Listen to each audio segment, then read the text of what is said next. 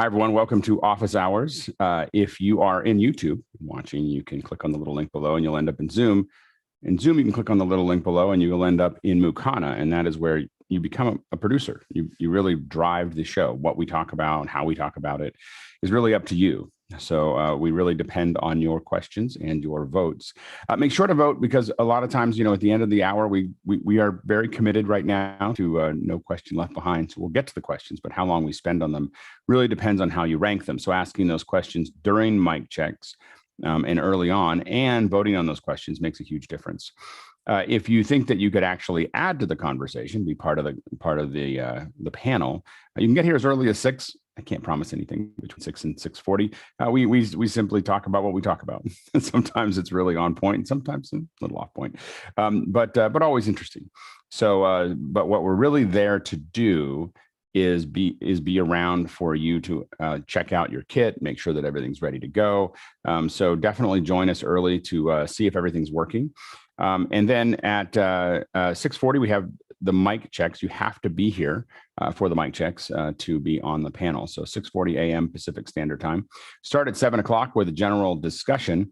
And that discussion can be anything that you, any questions that you have around media and virtual production. Today, we're going to do 2 hours of it. We had a little bit of a scheduling issue with today's guest. We're going to get him on a little later.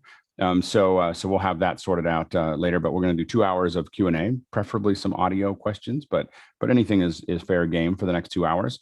And then you know, every second hour is going to be you know, based on, you know, we kind of break those things up, and my notes just closed. so when I usually do this off the top of my head, but I can't. So we're just going to move on to the questions. All right, go ahead, Bill. Fair enough, Alex. The first one comes to us from Nigel Dessaw in Austin, Texas, and he says, we don't use Zoom at work, but I'm looking for a Zoom room for personal use, and it's $499. Is there a better, cheaper way of getting a Zoom room? And what do you want to use the Zoom room for, I think is the question. So I think Chris, before we started in the pre-show, was talking about using multiple rooms. And I want the experience of a Zoom room to work out how it works and use it and get some experience. I know there's a 1-month trial, but I always start those trials and my 1 month runs out before I know it. Right. So I was just wondering if there was another way. There is a monthly, you know, I don't think you have to get it per year for the Zoom room. I think you can just, I think it's like $50 a month or something. We pay per month, and we ramp up and have a whole bunch of them, and then we ramp back down again. So we kind of expand and contract based on what we have in production. So I think you can, I think it's $50 a month, if I'm correct. I don't think you have to, I think you save some money by doing it the annual. That might be one way to look at it. Go ahead, Kai.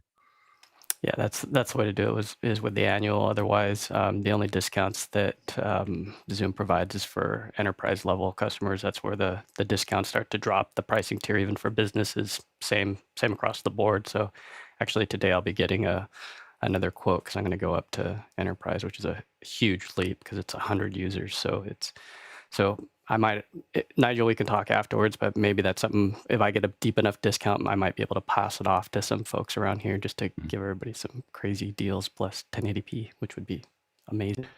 Yeah, and I didn't know whether there was any of the gadgets, the Facebooks or any of the other back gadgets that sort of brought you into that as a side plot, so you didn't end the $50 a month, but I'd love to find a way of sharing. I mean, there are some things that you can't get with just a personal, what they call a personal collaboration device versus a proper Zoom room. There's a lot of pro features. The biggest one to me is the auto answer. I mean, being able to call into something remotely, have it answer. So if you want to control a PTZ camera, so I guess that's the thing that we need to figure out is what do you really want to get out of a Zoom room? Because there's cool features, but some of them can be in a personal collaboration device. So it's up to you if you want to decide, because it's free. The monthly is free for a personal collaboration device like a portal. So those will do some of the things. Next question. Moving on, Jonas Dattel of Reutlingen, Germany, and frequently a questioner here. If you had to choose between an Ursa Mini 4K or a Blackmagic Pocket 4K for live streaming and video production, what would you do? Go ahead, Bill. On the video production side, the big difference for me is audio. The 4K Mini has multiple audio inputs that you can access. The Blackmagic Pocket Cinema Camera 4K only has one audio input. So you're going to have to record second system if you're doing more than one feed into the camera. On top of that, the form factor of the Mini is, I think, better oriented because it's not a DSLR kind of body shape for things like shoulder rigs and things. It balances better. But the Blackmagic Pocket Cinema Camera, which looks like a DSLR, is stealthier and will get you tagged less if you want to shoot quietly and not have the, like in Los Angeles or something like that, where they can be iffy about permits. So those are my thoughts on them. Go ahead, Charles, and then Ken. Yes, a few things I would consider is once the budget is a little different for both, also the size of your production. If you have a couple of people working on the camera, the Ursa is a little bigger. It does have SDI in and out. That is 12G, so that'll come in very handy. I'm not sure if it has built-in NDs, but that's something to consider. And also, remember the accoutrement that comes along with the rest of the camera. So if you have a budget, you might want to go with the Pocket 4K, knowing that you're going to have to buy all these other things to get the production actually going. So I would keep that in mind. Go ahead, Ken, and then Mickey. Yeah, Charles covered most of the points. The Ursa does have built-in NDI, and the fact that it's having the SDI out is the real factor for me over even though I've got the Blackmagic 6K Pro, the Ursa Mini is just so much more usable and customizable. Go ahead, Mickey. Yeah. In terms of form factor, there's a huge difference between the two. I think that's what I would think of as the biggest consideration for run and gun smaller productions. You might want to go with the Pocket because that gives you the flexibility to keep it tight in terms of the camera package. But for more traditional shoots, or even like in shoots where you can do a proper setup on sticks, you might want to go with something that has more of the features already built in, and you don't have to, like, a big thing, of course, is the audio, 2 XLR inputs as opposed to just one, a TA3. You'd want to go with something that has the necessary tools for production already in the package. Go ahead, Charles. And one more thing that's a very big deal is the sensor size is different on both. So just keep that in mind. The Super 35 from the Ursa will make your scene feel a bit more cinematic, get a bit more depth, some bokeh, all that stuff. So just keep that in mind, especially when you're going to have to deal with the lenses that you're going to have to buy if you don't have those beforehand. And I think that I always think about how many will you get eventually, so because if you're talking about live production, start building a real pipeline, you need SDI. You can, I'm using Ursas right now. In the last couple of days, they have, fiber backs on them, and, SMPTE fiber, and they've got, it'll support, the large monitor on the top, and you can have all kinds of, other things that you're adding to those cameras. So there's a lot more. It's really built for a larger live production with the G2s. And of course you can swap those to PL as well as EF. So there's a couple options there.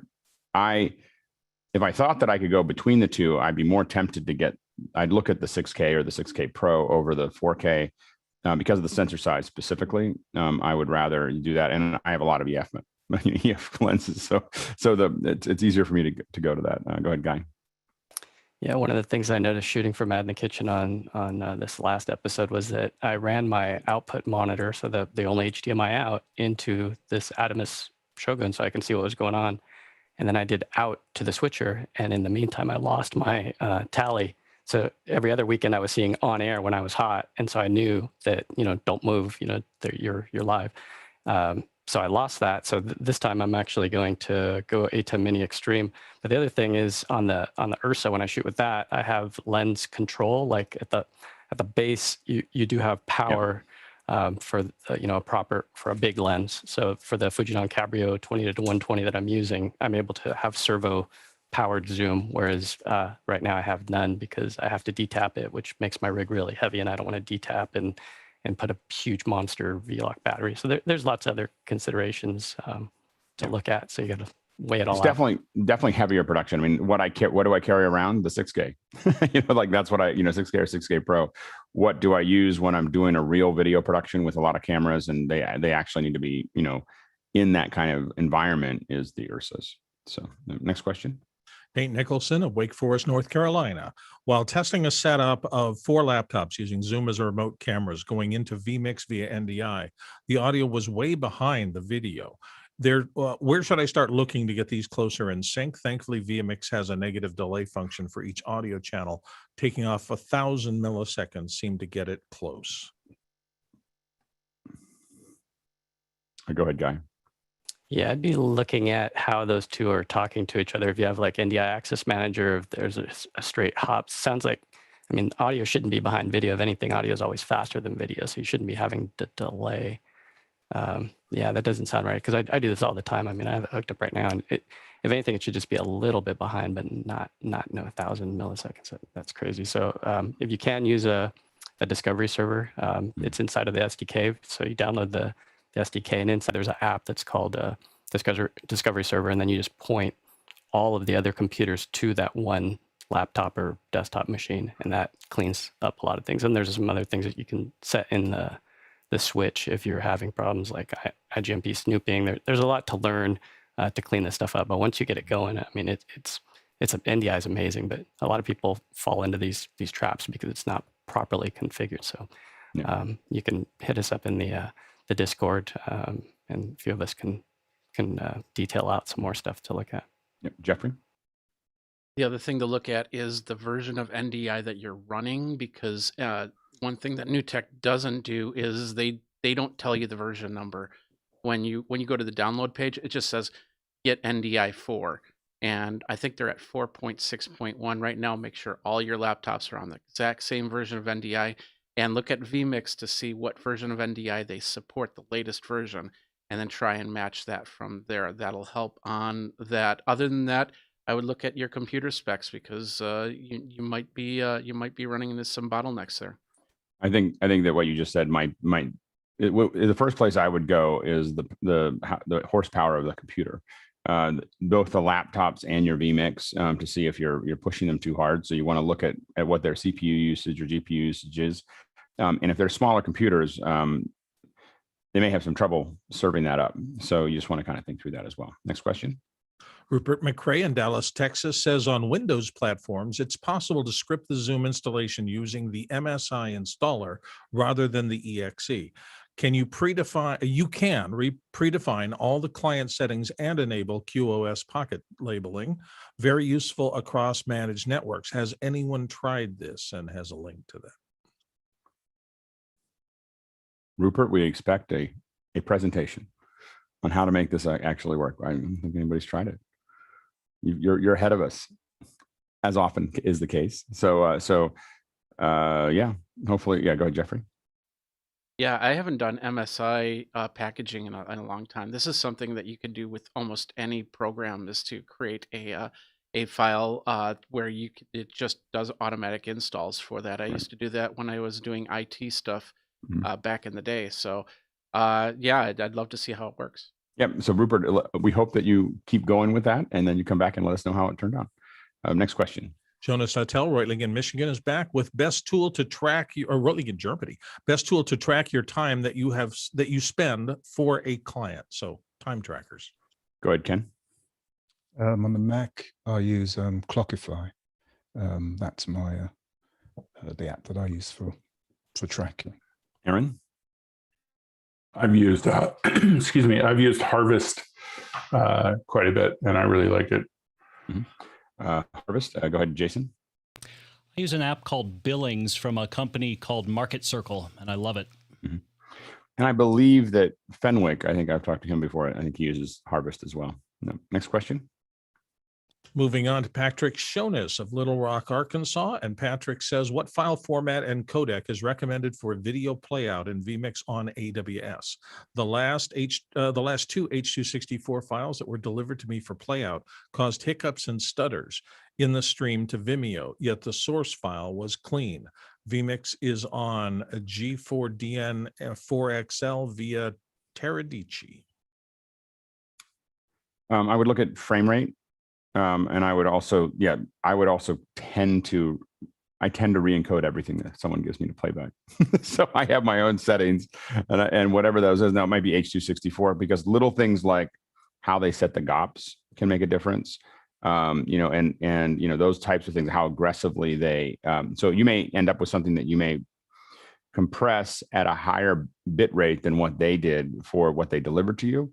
And it will end up playing back better because you're requiring less decoding on the far end. And so I find that if I find something that works on my whatever player I'm using, whether it's a hyperdeck or software, when I find that out, that's a codec that's usually sitting in compressor for me, and I just drop everything onto it. Everything gets processed on the way through. Like I don't really try to take things that were given to me and put them in. I process, and I have to admit that's very old fashioned.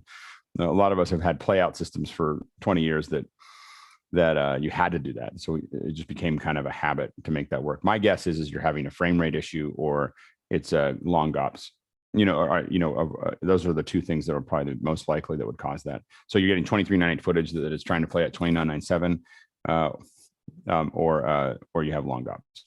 That's my guess. Does someone else was raising? Go ahead, Guy.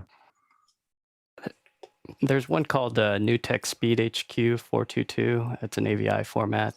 I would export that file into that and transcode it so that it's, an all-I codec instead of, like Alex was saying, one that's could be a variable frame rate or variable bit rate, which can cause hiccups. But that's a powerful machine that he's running it on, so it should just play smoothly. But obviously, it's not. So, Patrick, I wouldn't mind seeing the file. If you can shoot it to me in Discord, I can test it too and see if there's something else I can pick up. Great. Next question. Johnny STS in Manila, Philippines says, has anyone used the iPad version of the new MixEffect app? The SuperSource creation and transition tools seem pretty great. No one, I think I have it. I don't think yeah, go ahead, Jason. Oh yeah, I absolutely have. And I adore it. I've been using it in beta for about a month now, and what makes it different? What makes the SuperSource? The visual representation, where you can actually manipulate the SuperSource instead of having to set specific things. It will actually show you the different SuperSources, and you can pinch and drag around, and it's real time. It's great. Awesome. I definitely want to check that out. Oh, here it is. So this is the go ahead. Yeah, the crazy thing about it, and for $49, it just blows my mind, is this presets area. So you can see up top where it says view all. These are actually animatable, like this one's a 4-grid. There's a 4 horizontal crop. I mean, for $49, it just blows my mind. So now here's a question. Question is, number one is, can you use the art underlays or overlays with them? Yeah. Yeah, so you still have from here, let me go back. I don't know if you guys can see the top of the screen. It might be getting cropped off. Yeah, it is. Let me see it. I see it. You do see the very, up here at the very top where it says art and copy. So you can go here. But this is the other thing is, so right now it's locked. I'm going to unlock this, and now I can move these around, and I'm pinching to zoom, and I can move these boxes to however I want. And then there is animation. So I can grow the highlighted box, shrink other boxes, and control the animation speed. When I take, does it have any kind of grid that you can snap to? I haven't seen that. So here's the controls down below. So there's show box control, preview scale, and then there's just crop. So you can crop, and do the sources manually by numerically, or these sliders. So you can move them like that. I'll shoot him an email about the grids. I could swear it was in one of the iterations. Maybe it was just in my head. Yeah. And then how does it send it as a macro over, or does it send it as how does it? No, this is live. This is hot. Real time. I mean, as I move these are, I wish I had it. But can you save it out as a macro? You could save it as a preset. You could save it as a preset. Yeah. So the preset, you just tap the button and a new SuperSource layout. Oh, I see. And then you can just fire from one to the other. Yep. It's slick for $49. I mean, this just blows my mind. Yeah. It's a must-have for anybody that has an ATEM Extreme. Download this app. It is crazy. I mean, for $49, it's that's slick. Super slick. It really is only designed for the Extreme, though. Right. And anything above, anything that has, well, It'll work for any of the switchers. This is the one that just happens to have SuperSource. Right. So the app I use works it- for all of them. But I use it with the ATEM TV Studio 4K Pro, and it's perfect. Yeah, that's really slick. I'm going to try it. Go ahead, Paul. Yeah, is it cross-platform, and is there an eval version? Those are my two questions. it's iOS, so it's iOS. just yeah. So it's cross-platform. iOS only. Okay. It's cross-platform. It'll work on any iPad. All right. Next question. Rupert McRae of Dallas, Texas says Magewell has a series of M.2-based HDMI and SDI capture cards designed for portable systems where full-size PCIe slots are not available. What are some use cases in production, and is this what the new Intel NUC-PC with capture uses? And has a link from Magewell. That link gave me a 404, but I may have miscut it and paste. Go ahead, Aaron. So I've tried the Blackmagic version, which is a similar thing, in a NUC, and it's fine as long as your PC can deal with it. It doesn't, it offloads nothing, basically. It's just an interface. So you have to be able to compress and deal with that those video frames. It just hands frames off to the computer. So the driver is pretty basic, which is good because it works fine. But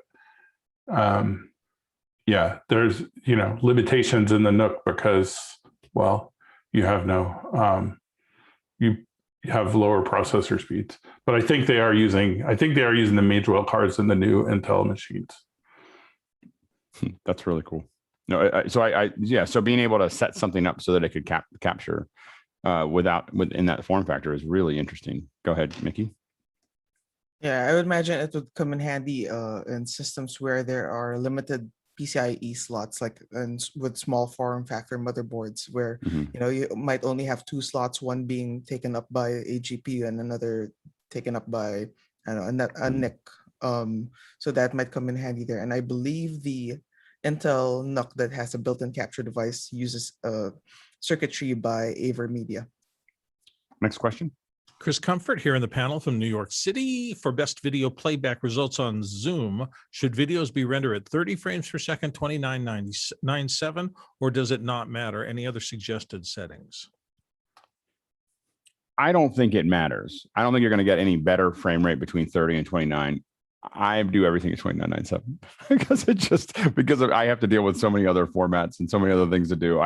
My world revolves around 29. The idea of saving out the 30 makes me uncomfortable thinking about it. So, but I think in reality, it's being chunked into 30 frame per second. Well, 30-ish frame per second for Zoom. If you watch the statistics in Zoom, you'll see it floating somewhere between 27 and 32. It's just kind of, we're doing the best we can. Go ahead, Mickey. Yeah, we've had the same experience in terms of playing out to Zoom. Doesn't really matter 29.97 versus 30, but we stick to 29 as well, just because so many other deliverables are at 29 or are more easily converted from 29. Yeah, absolutely. Next question. Johnny, I'm sorry, Chris. Go ahead. No, I just want to be clear that for sharing a video, it's still preferred to use something like our ATEMs and trick Zoom into thinking it's a camera feed, as opposed to even that higher quality screen share for video. Correct?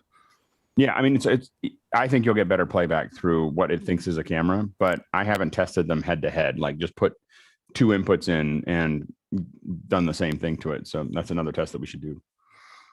Like what the proper test for that would be to get two of these, probably like two little mini recorders like this, or two ATEMs or whatever, and have two different camera feeds that are feeding into your computer, and have tell one that this, I don't know, you have to figure out screen share or something to, through QuickTime to see if you're getting full frame rate. I guess, or play back a movie that I have to think about it a little bit, but you'd have to play something that's really testing frame rate. I still think that the optimized for video, from what I've seen, at least my experience has been, it's a little lower frame rate. It's much better than screen capture, but a little lower. Next question. Johnny STS in Manila is back again with, when bringing in Zoom participants into an ATEM using Zoom Rooms, I've heard in previous episodes I should punch in 110%. How exactly can I do this on an ATEM? a lot of us punch in 107% because it gets rid of the connection graphic in the lower corner.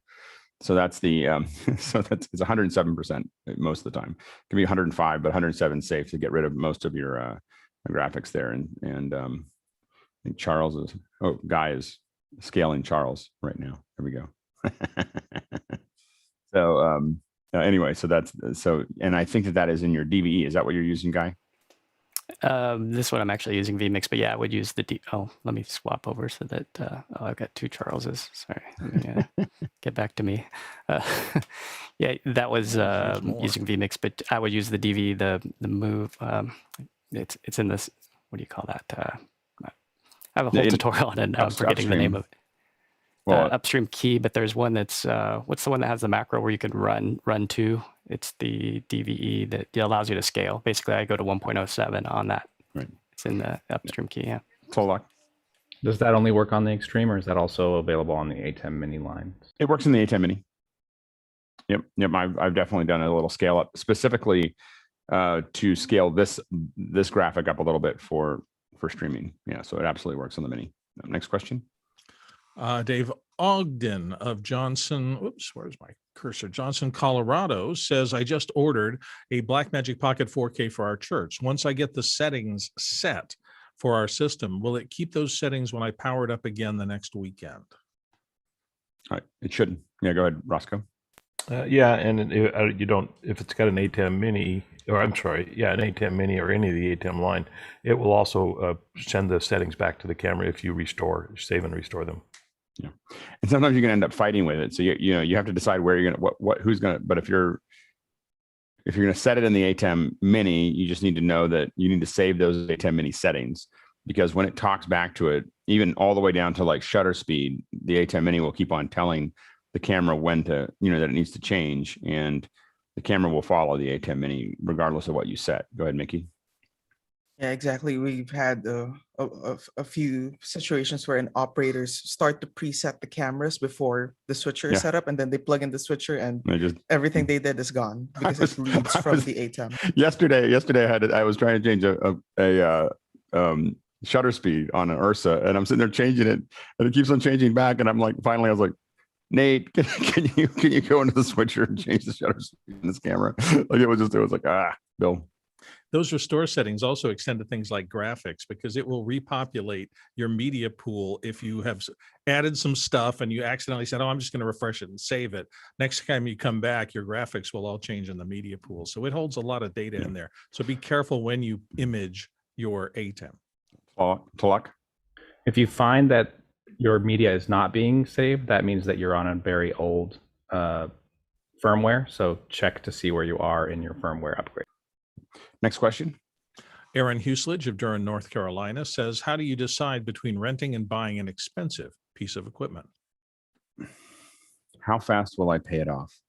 That's usually like, I mean, that usually is like, for me, like, how is it something? And generally it means I am going to use it this week, in a way that it's either worth something, it's going to move things down the path. I mean, that's usually my number one criteria. Go ahead. And then how often will I use it? Is it a one-time thing, or am I going to use it for years? And what's the depreciation curve? Go ahead, Bill, and then Talak. Yeah, I think exactly the same thing. It's a hardcore decision about return on investment. If I can't get this gig, and this gig is going to have a profit margin that's that big, and I can spend that big, even if it's a reasonable amount of money to secure that, it makes sense to go ahead and buy it, unless I just know I'm going to use it for this and never again. But you're constantly doing these calculations in business. What's the smart way to do things? You also have to pay really strict attention to depreciation, because it's really easy to buy something for a particular gig and then have that become obsolete very fast, and you just wasted a chunk of money. Yeah, it's a lot. In my world, we often have to have this conversation with the producers that I'm hired by. They may not want to spend money on a piece of equipment and then have it, because they may not need to use it again. So I often rent for those reasons. The other reason is that you're offloading the maintenance cost onto the rental house.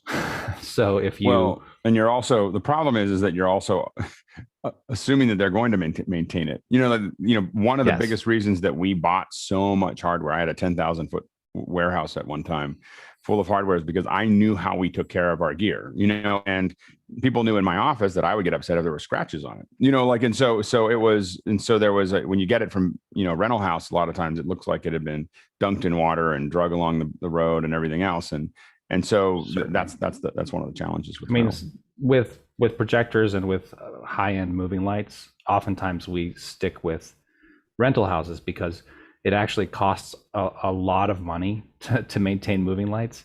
And so that's why almost every single light on Broadway is actually a rented light. So, just a thought to think about. Mickey, and then Chris, and then Sky, and then we'll move on. Yeah, everyone's covered it. Okay, Chris? Where does the kind of like learning process come into play here with like having it in our hands for days at a time or weeks at a time, especially something not a light, but like something that's complicated that you feel like you really need to get to know something? That was one of the key advantages that we had by buying everything, and why we have a lot of stuff now. I've got we still have a lot of gear in house, and if you look at what we're doing with Matt in the kitchen, we're building, we're refining something. We're not building it up every single show. We're not only using it in live fire. We're all, we're doing stuff where we're figuring stuff out, and we're refining ideas around those. And it definitely gives you an advantage if you can afford to do it, and so definitely for core things like cameras and so on and so forth, I own them because I'm using them all the time. It makes me more comfortable with them. When I go out in the field, I'm going to go faster. I mean, I take my home videos with my 6K because I get better at it because I'm using that camera all the time. Go ahead, Sky. Yeah, it's the muscle memory that I purchased some pieces of equipment, and it's my R&D.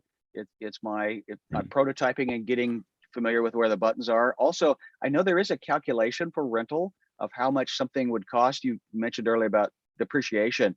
And so there is a calculation. I just don't remember what it is. It ranges between the durability of the durability and the lifespan of the product. So it's anywhere from, typically it's anywhere from 1/10 of the retail cost to 1/100th of the retail cost, and it just ranges between how fast it's gonna fade off. So if it's a delicate piece of equipment that more likely to break, it might be 1/10 of the cost. Whereas if it's a tripod, it's often 1/100th of the cost or even less, because it's really a heavy duty tripod will last forever. I mean, we rent ones that are obviously 15, 20 years old.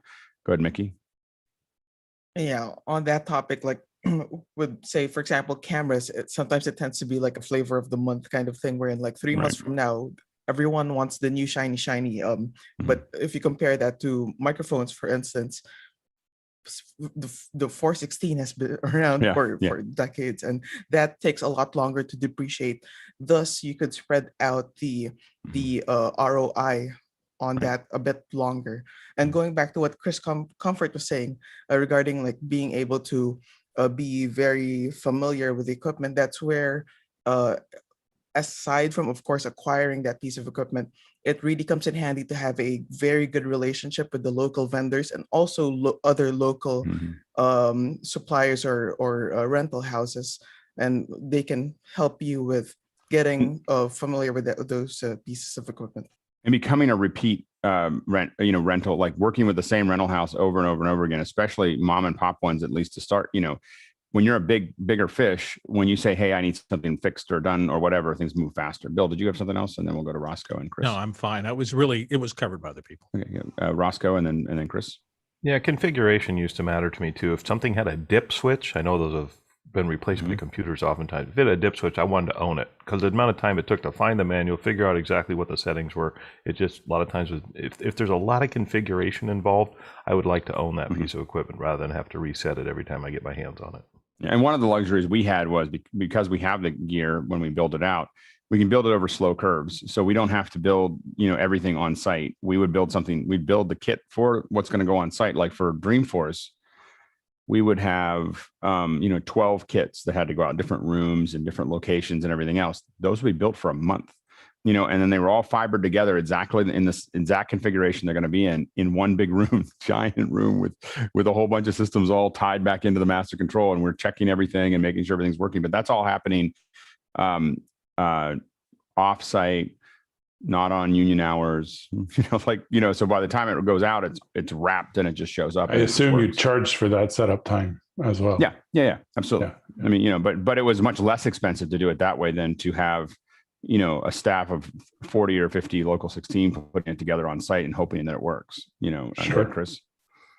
I was going to say, when it comes to rentals, a lot of times I talk to young people, and there's this thought that the rental prices that they charge for things are just meant to pay off the thing. And then they get to a point where they go, well, it's paid off now. I don't have to worry about it. No, you're a business. You bought that thing to make money. Charge for it until nobody wants to rent it again. But don't feel bad about making money off this. We're not running a charity here. Yeah, we calculated into the rental for PixelCore when we were doing a lot of on-site stuff. We would calculate it slightly below market rate so that if a client wanted to go rent their own, it would cost more. Like it would always cost less to get it from us, and it would be more. We would have better equipment that was more designed for it over a longer period of time. So it was really to their advantage. But it oftentimes, there were some months where our rental was 30 to 50% of our margin. Because everything was paid off that was going out. It wasn't, but it was still a fair. What's funny is we found that this is with PixelCore, we found that the clients, they'll nickel and dime you over how much you're paying your TD or your camera operators, but the rental gear is like, oh, it's rental. It's like it just goes right through. It just passes right through. So it's like they know that's what it's going to cost to do it. Go ahead. Go ahead. And we would, again, it would be a little less expensive than anywhere else you could get it. Go ahead, Chris. One last thing about relationships with other vendors. Sometimes you see it's very easy to look at somebody who rents the same gear that you rent as a competitor. They should be your allies. Yeah. You should foster those relationships. I can't tell you how many times Paul at our office will just call another guy who has the same cameras. He goes, dude, I need 2 more. Can you bring them by? He goes, yeah. And it's like the casualness of these deals are amazing. And sometimes it's just like, I'll get you on the next one. All I can say is if you do those things, just you pay quickly, do everything. Those are very, people who are willing to do that are very valuable. Relationships are amazing. Yeah. I'm shocked how many times we do those things on barter. He goes, I'll get yours next time. Exactly. Go ahead, Nigel, and then Talon. Yeah, I would say if you're buying a piece of capital equipment of any sort, look at the residual value. You can sometimes get that from eBay, which is the second-hand value. So you need to take that off because you're going to resell it if you're not going to destroy it. And for personal use, I always check eBay first, because if what I'm learning, I don't mind learning on something that's a bit beaten before I buy something much more expensive. So consider that as well. Yeah, Talon. Just very quickly to your point about local 16, Alex, I think a lot of times companies want a known number to spend. So if they and rental will do that for you, because if something you own breaks, then you're putting hours in that's unknown and can escalate very quickly. If something breaks that's rented, you call that company if it's a good company, and they send you a new one within the day. And that's pretty much, by a new one I mean another used one. But and I understand both sides of that. And I want to be fair. Like I just use local 16 as the example. We got to a point where we had some of the best folks in San Francisco working with us through local 16. Like we worked with training them. We worked with working with them. The main thing is I just didn't want to pay that rate to have them standing around looking at us trying to figure out how to use a box. Like that. I'd rather pay my warehouse staff to figure that out earlier. That's all. Anyway, next question. Rupert McRae in Dallas, Texas is back again with Zoom suggests using content distribution integrations with Kaltura or Panopto to share and publish Zoom recordings after the fact. Is anyone familiar with these services? Could they be options for office hours? Panopto specifically looks interesting and has the links that you're seeing now. Yeah, I mean, we're fine with Zoom, YouTube at the moment for what we're doing, but I think that for what I want to do next, I probably need to build it myself on S3. I mean, Panopto is if you have a bunch of people publishing a whole bunch of different ways, that would make sense. I think that it's going to be more cost effective, and I'll give me more control to go to S3. And until I can do that, I'm probably going to keep on just doing what I'm doing until there's a bunch of tools that we're working on to put into place. Once those tools come up, they'll go to they'll tie into VODs inside of S3. Next question. Aaron Husledge is up next with from Durham, North Carolina, with which asset management tools do people use to keep track of footage? Go ahead, Chris. The Finder. Folders. Go ahead, Sky. Yeah, and that's again almost a religious war. Do you change the name of the asset at the camera the Finder, asset? What the do you do Finder with level? the camera asset? Yeah. Well, I've started going into the individual files and naming them first, and then. But that's a risk because if you got multiple copies, then you've broken that chain, and it's all a big database. So. Yeah, I don't change. I will admit that I don't change my camera assets because I copy my camera asset immediately. And so because I back up the raw asset coming off the camera somewhere, what I don't want to do is separate the name for it. So then you break that link. The reason I don't, but it's the reason I don't do it. And it's only because I've had issues where I can't find that file again and I can't figure out what happened to it. And it's, that breakup. Go ahead, Bill. Since I migrated to Final Cut Pro 10 originally, it has a database inside. So for me, the strategy is first, everything comes in as mounted volumes. That's the only source of media I use. So it has to be a mounted volume. Once it's a mounted volume, the database in 10 takes over. And if you mount that volume from any source, a backup or whatever, 10 will see it, repopulate all your keywords and everything searchable in there. So all the asset management is handled by Final Cut after that mounted volume.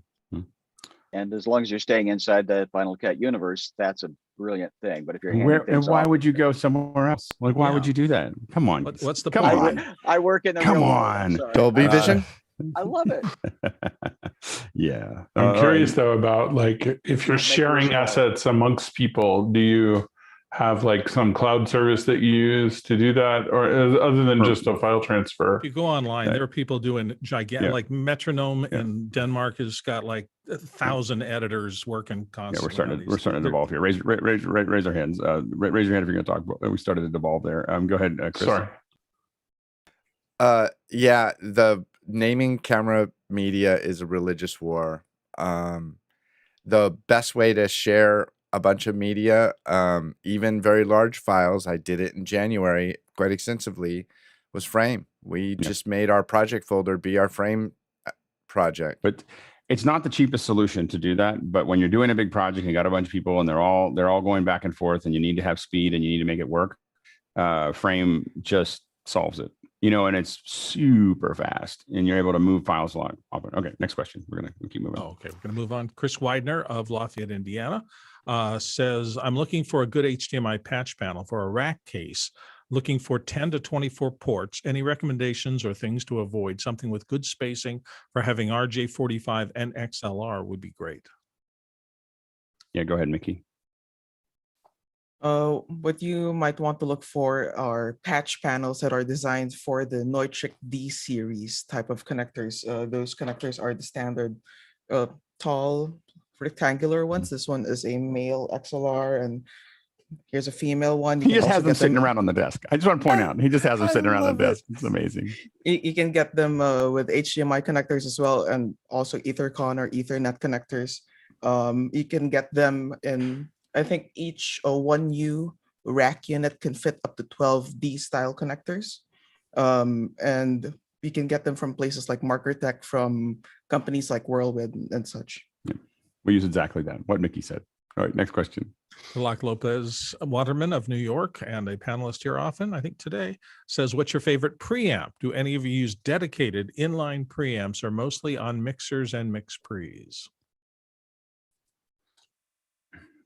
I think that if you're not in a studio, for most of us doing live production, it's in our mixer or our mix pre's. I think there, obviously when you get into a recording studio, that becomes another religious war over what pre's people use for what they're doing. Go ahead, Mickey. Yeah, it totally depends on what you're trying to do. My favorite preamp on voices, when I don't need transparency or complete if I want a little bit of warmth there, a little bit of color, would be the Avalon 737. If I need just a little hint more of transparency, maybe go to the Universal Audio LA610.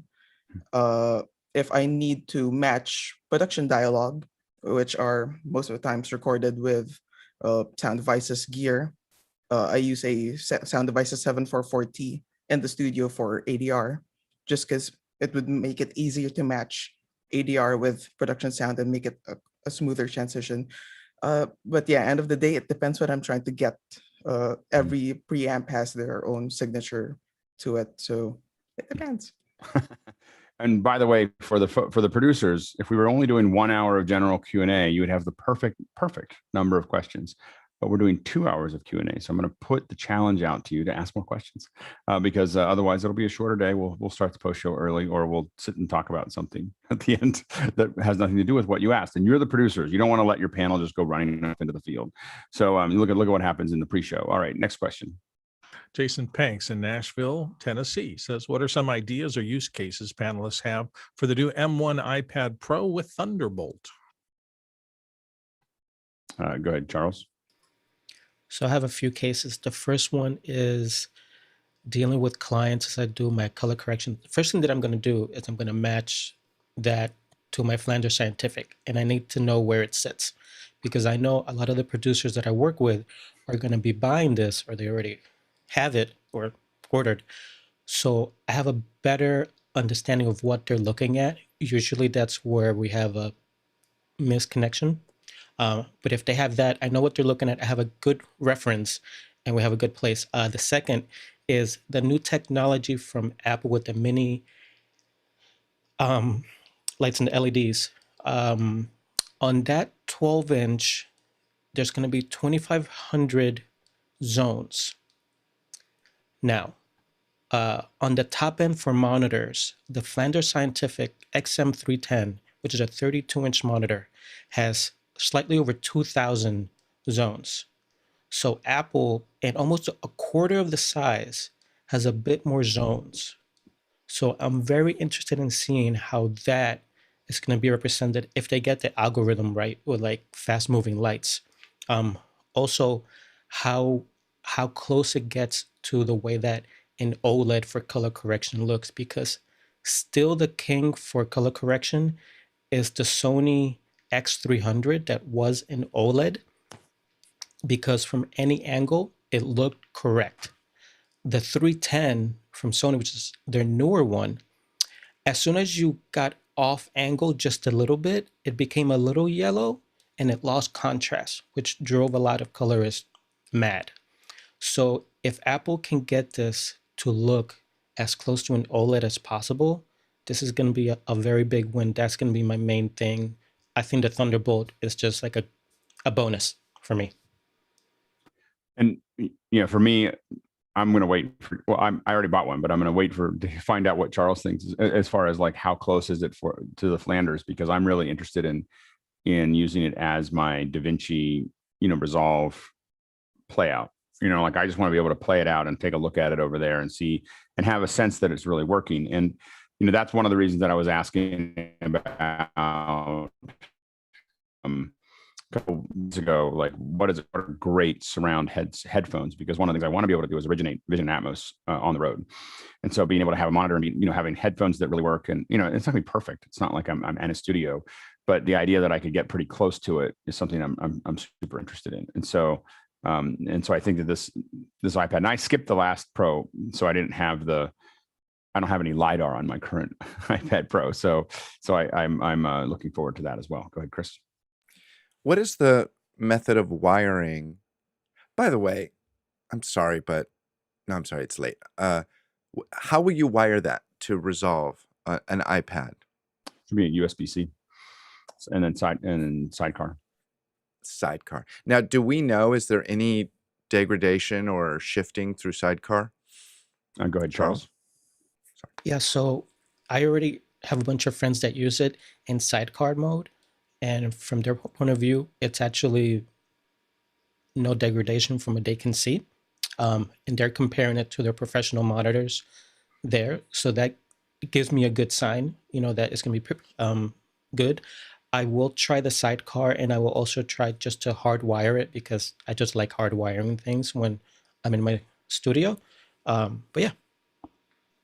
Yeah. So it's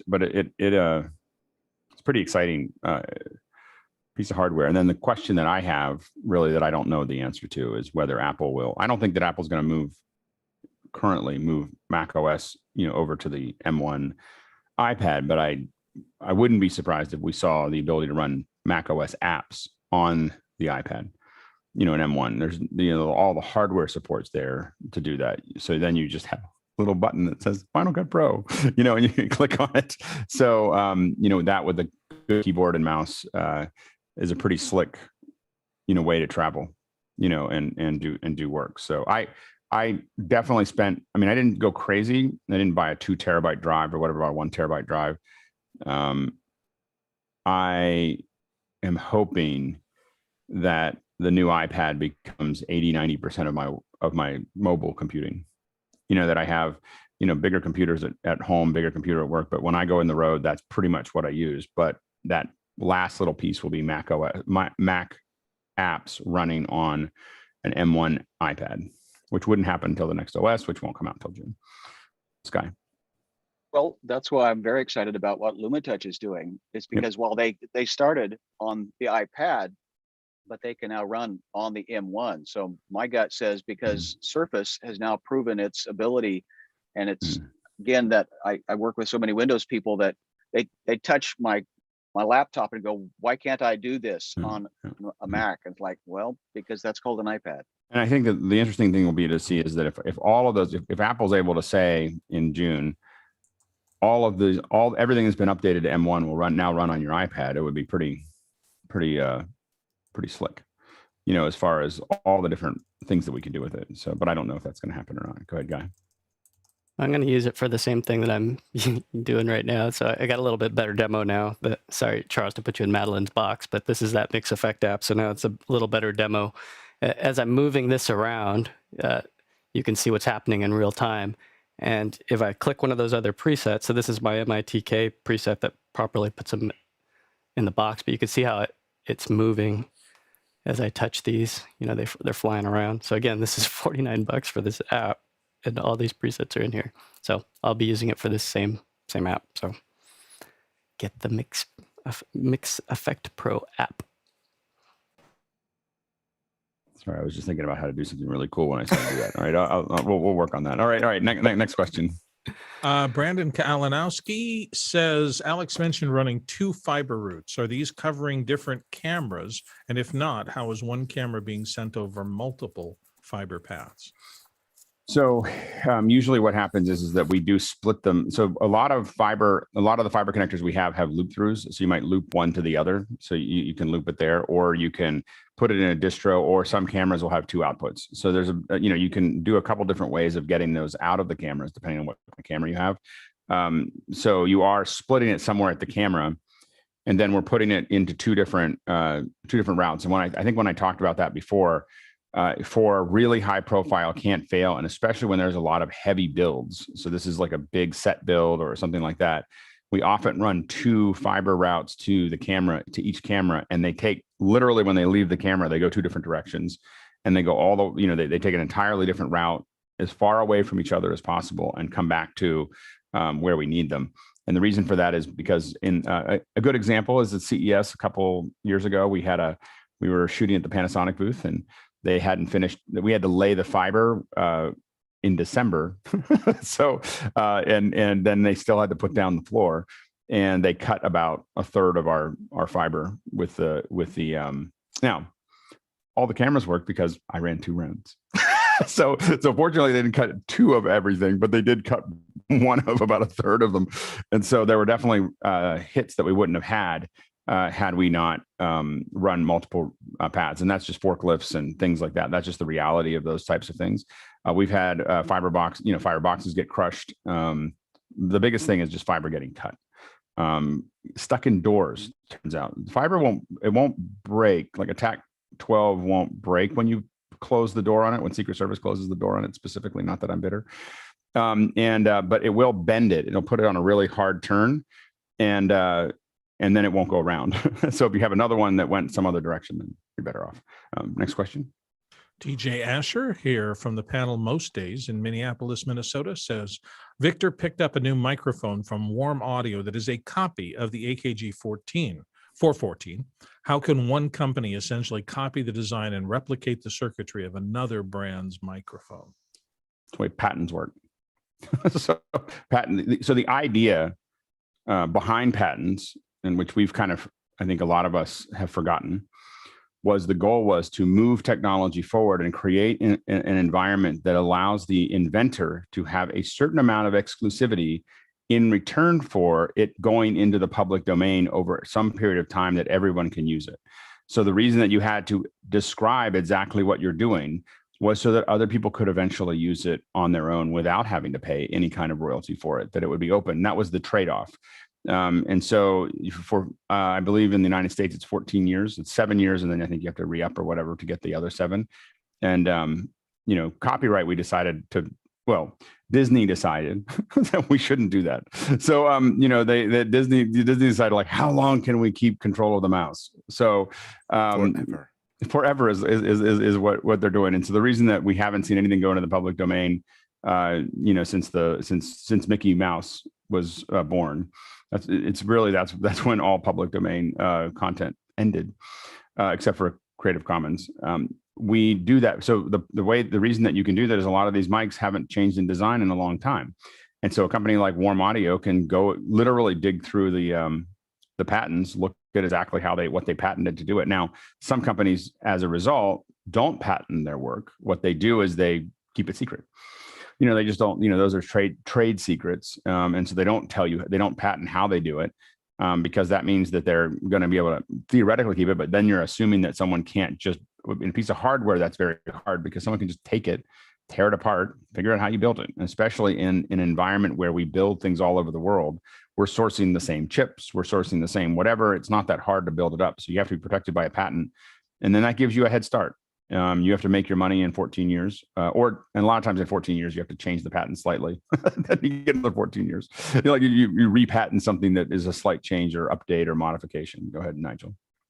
Yes, if you have cheap labor and lots of it, you can reverse engineer some stuff, even down to microchips, and you just throw a lot of people at it and you work it backwards and then you reinvent it. And so you sometimes see that, particularly coming from China. And they're really good at it. I mean, and they've gotten better at it. That, you know, where they've, and so what keeps, you know, if you're building it here, you just need to be more innovative. Like, it doesn't mean, you know, you just can't sit and go, okay, I invented something and now I get to sit on my laurels. You know, you have to keep on making it better, you know, to make sure that it's not, that whatever is coming that's less expensive is not the thing. So you can't just build something and just sit on it. And that was the goal. I mean, that was when we built patents in the United States, at least. The goal was to create that relationship. Go ahead, Mickey, and then Charles.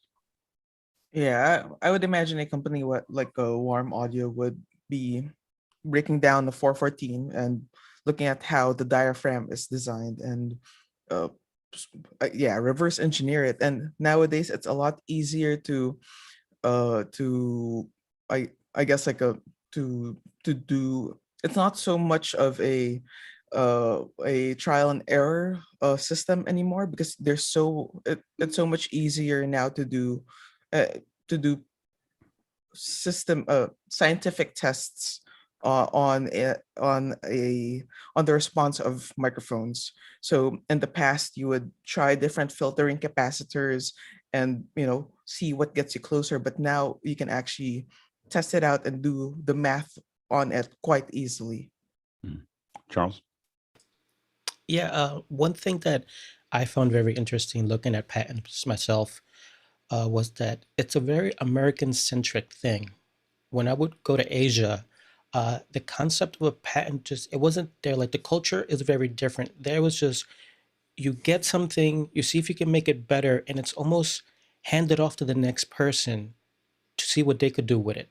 And then by the time it gets back to you, it's evolved in so many different ways that you could have never thought of yourself. And I found that very interesting. So here there's always the issue, like, if I have IP, I need to control it because, you know, you're trying to make money, you have a company, maybe you have employees and yada, yada. But it's a very American thing. The second that you leave the US, it becomes a very different idea and concept that I find very interesting. Yeah, it's one of those things that I think that you give what it does. It does give innovators some runway. It gives them a chance to invest, and I think that we do get something out of that. Where you get into trouble is when people think up something and don't actually do it, and then that's patent trolls, right? So they think something up and then they just patent it, and then they don't actually execute it. I personally think that you should have to execute it in the first 7 years that you patented it, or it's invalid. Like, it just, you have to actually create something and sell it, even if you only sell one of them, because a lot of what patent trolls do is they created something that they couldn't actually do, or that no one's buying, and it's harder to actually produce a product with it. And it would definitely reduce a lot of our troubles here. Next question. Brandon Kalinowski from San Diego is back with, is there a software tool to generate an EDU or XML from Vmix ISO recordings? So I think that the question here is, could you, while you're cutting, generate an XML based on, and you'd have ISO recordings from Vmix. As you're cutting, you're able to generate an XML that you can use in post. And I don't know if that's possible or not. I'm going to keep on talking until someone raises their hand, or we give up, and we're going to give up. We don't know. All right, thanks. Next question. Michael Vosbein, Woodstock, Georgia is next. I need to use headphones with a headset mic for teaching drums online. Anybody know the Audio Technica BPHS1? I don't think that, I'm waiting for Jeffrey, but yeah, go ahead, Jeffrey. So I'm just looking at the specs really quick on that. The only thing that I'd be concerned about is the microphone that comes with the BPHS1, because it could get a lot of bleed through for some of the drums. You'll have to mute and unmute as quick as possible if you're not talking into it. Otherwise, cup headphones are always good to seal the ears and hear what's going on. So I've used them a couple times. They work well in non-drum stuff. So I mean, I would look at, there's a wide range of drum sets that are not drums, but microphone sets that are for sports, sports coverage and so on and so forth, that are big headphones. Sennheiser makes a lot of them. AKG, I think, makes up. I'm not looking at this one specifically, but you can actually get those are set up, and they have a lot of off-axis rejection. It has to be right in front of you to be able to actually hear anything. Go ahead, Chris. I would imagine the interesting part about doing that is, does he want to be able to talk to the student while he's playing the drums? And there's a lot of, ducking and things that could be done. I don't know. It's a big question. I have to admit, okay, Jeffrey's going to tell me that this is the worst idea ever. But if I was teaching drums, like, I would probably be tempted to use pads, like really good ones, where it just doesn't make any noise, but it makes noise in the output, but not in. I did something recently where we had a drummer with a bunch of pads, and the whole band was all pads. Not all pads, but nothing. They didn't make any noise. So they're on set, and they're playing the guitar. You hear the little strumming, and you see them hitting the pads. And you put your headphones on, and it's like a whole show. And then you take them off. And so I'd be tempted to do that, where I could separate those out. From a technical perspective, I know that there's a bunch of sacrilegious things I just said. Go ahead, Jeffrey. Well, pads do still make sound. So a little, but just not, but much less than that. But you'd still have to turn off microphones, or else you will get bleed through from the pads hitting, and even every so often. The other thing I just realized is I'm wondering if the gooseneck on that microphone is strong enough. So, because you're kind of flailing around, and that microphone might start to jump all around as you're going. So yeah, I'd look for something more less goosenecky and probably firmer, so you can position it in one spot, which is why I think it's the crown that Garth Brooks uses, a lot of drummers use, and it's a really good solid microphone. But I really want to test this microphone because it looks so ugly. Like I put it on. I didn't put it on. I looked at it and I was like, that I can't wear that because it looks so ugly. But I'm like, but everyone says it's so good, and so I just feel like I have to try it. Go ahead, Chris. I had a band where I did use it back in the early 2000s. It's a pretty solid microphone. Yeah. We had a guest on here many, many, many months ago who wore one of those. And I remember specifically because it was the one time that we had a gamer style form factor. It didn't sound terrible. Yeah. And it sticks out in my head. I don't know if it's a friend of yours, Alex, or a friend of a friend or something, but he didn't sound bad considering it was that form factor. Next question. Jason Panks, Nashville, is back again with, has anyone done a YouTube live stream by using an iPhone as a personal hotspot? Yes.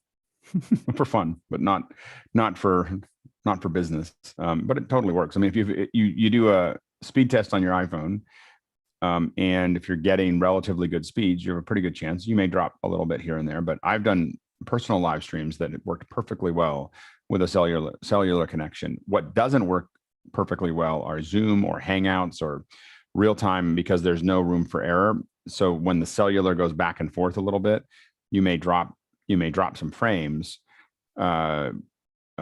You'll drop a lot of frames in real time. You may not drop any frames because of the buffer that's available. Go ahead, Jeffrey. I did one actually at Disneyland, and it was for a tech conference, and they didn't want to pay for it. They said, "Oh, we're going to pay for the landline so you can get in. We're going to pay for it." And then they said, "Oh, price is there. We're not going to pay for it." So had to use a phone to do that, to go to YouTube. The only thing that I'd suggest is make sure that YouTube does not cut off the stream if it loses the connection from the phone. Next question. Nigel Dessau of Austin, Texas says, in the pre-show, Chris Fenwick showed how he used a Zoom room and 3 monitors on his M1 Mac. Can we walk through his diagram again? Does he have the full screen Fenwick? I saw it wasn't a lower Fenwick. It was a full screen Fenwick. If you give me just one moment. I can. Well, yeah, I was distracted. I was distracted by gas prices in California. I'll just say it. Just stop driving. Right. Okay. So I do have the chart, the graphic.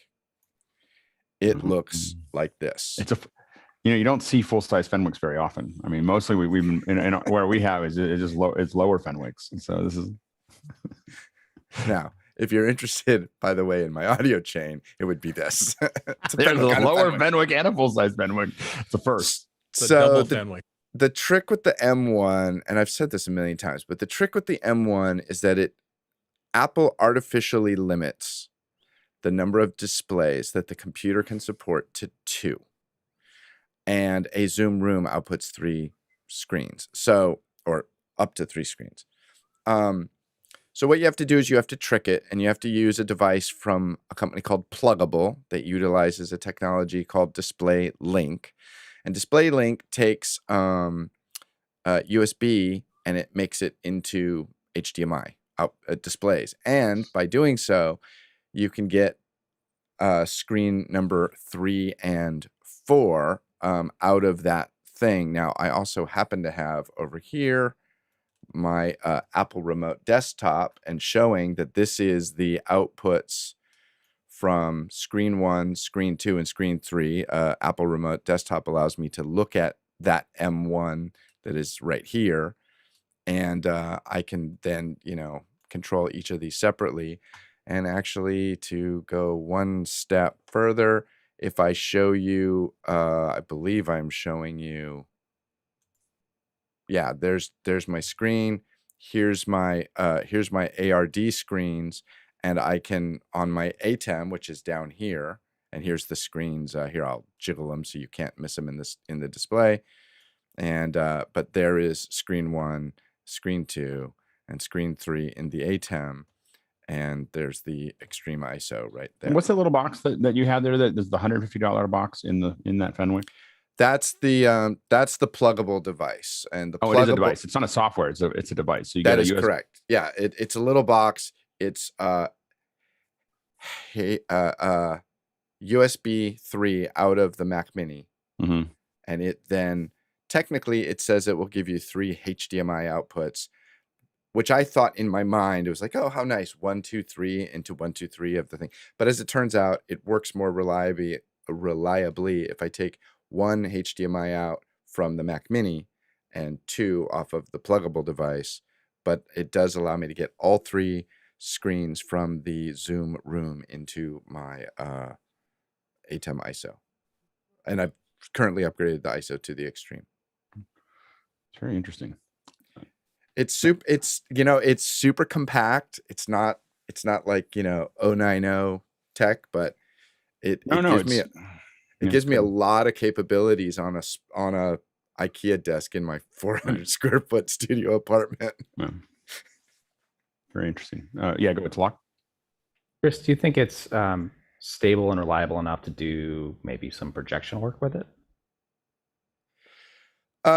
You know, I have a lot of respect for people that do projection work. Typically when I'm dealing with projectionists or, you know, whatnot, they're giant installs.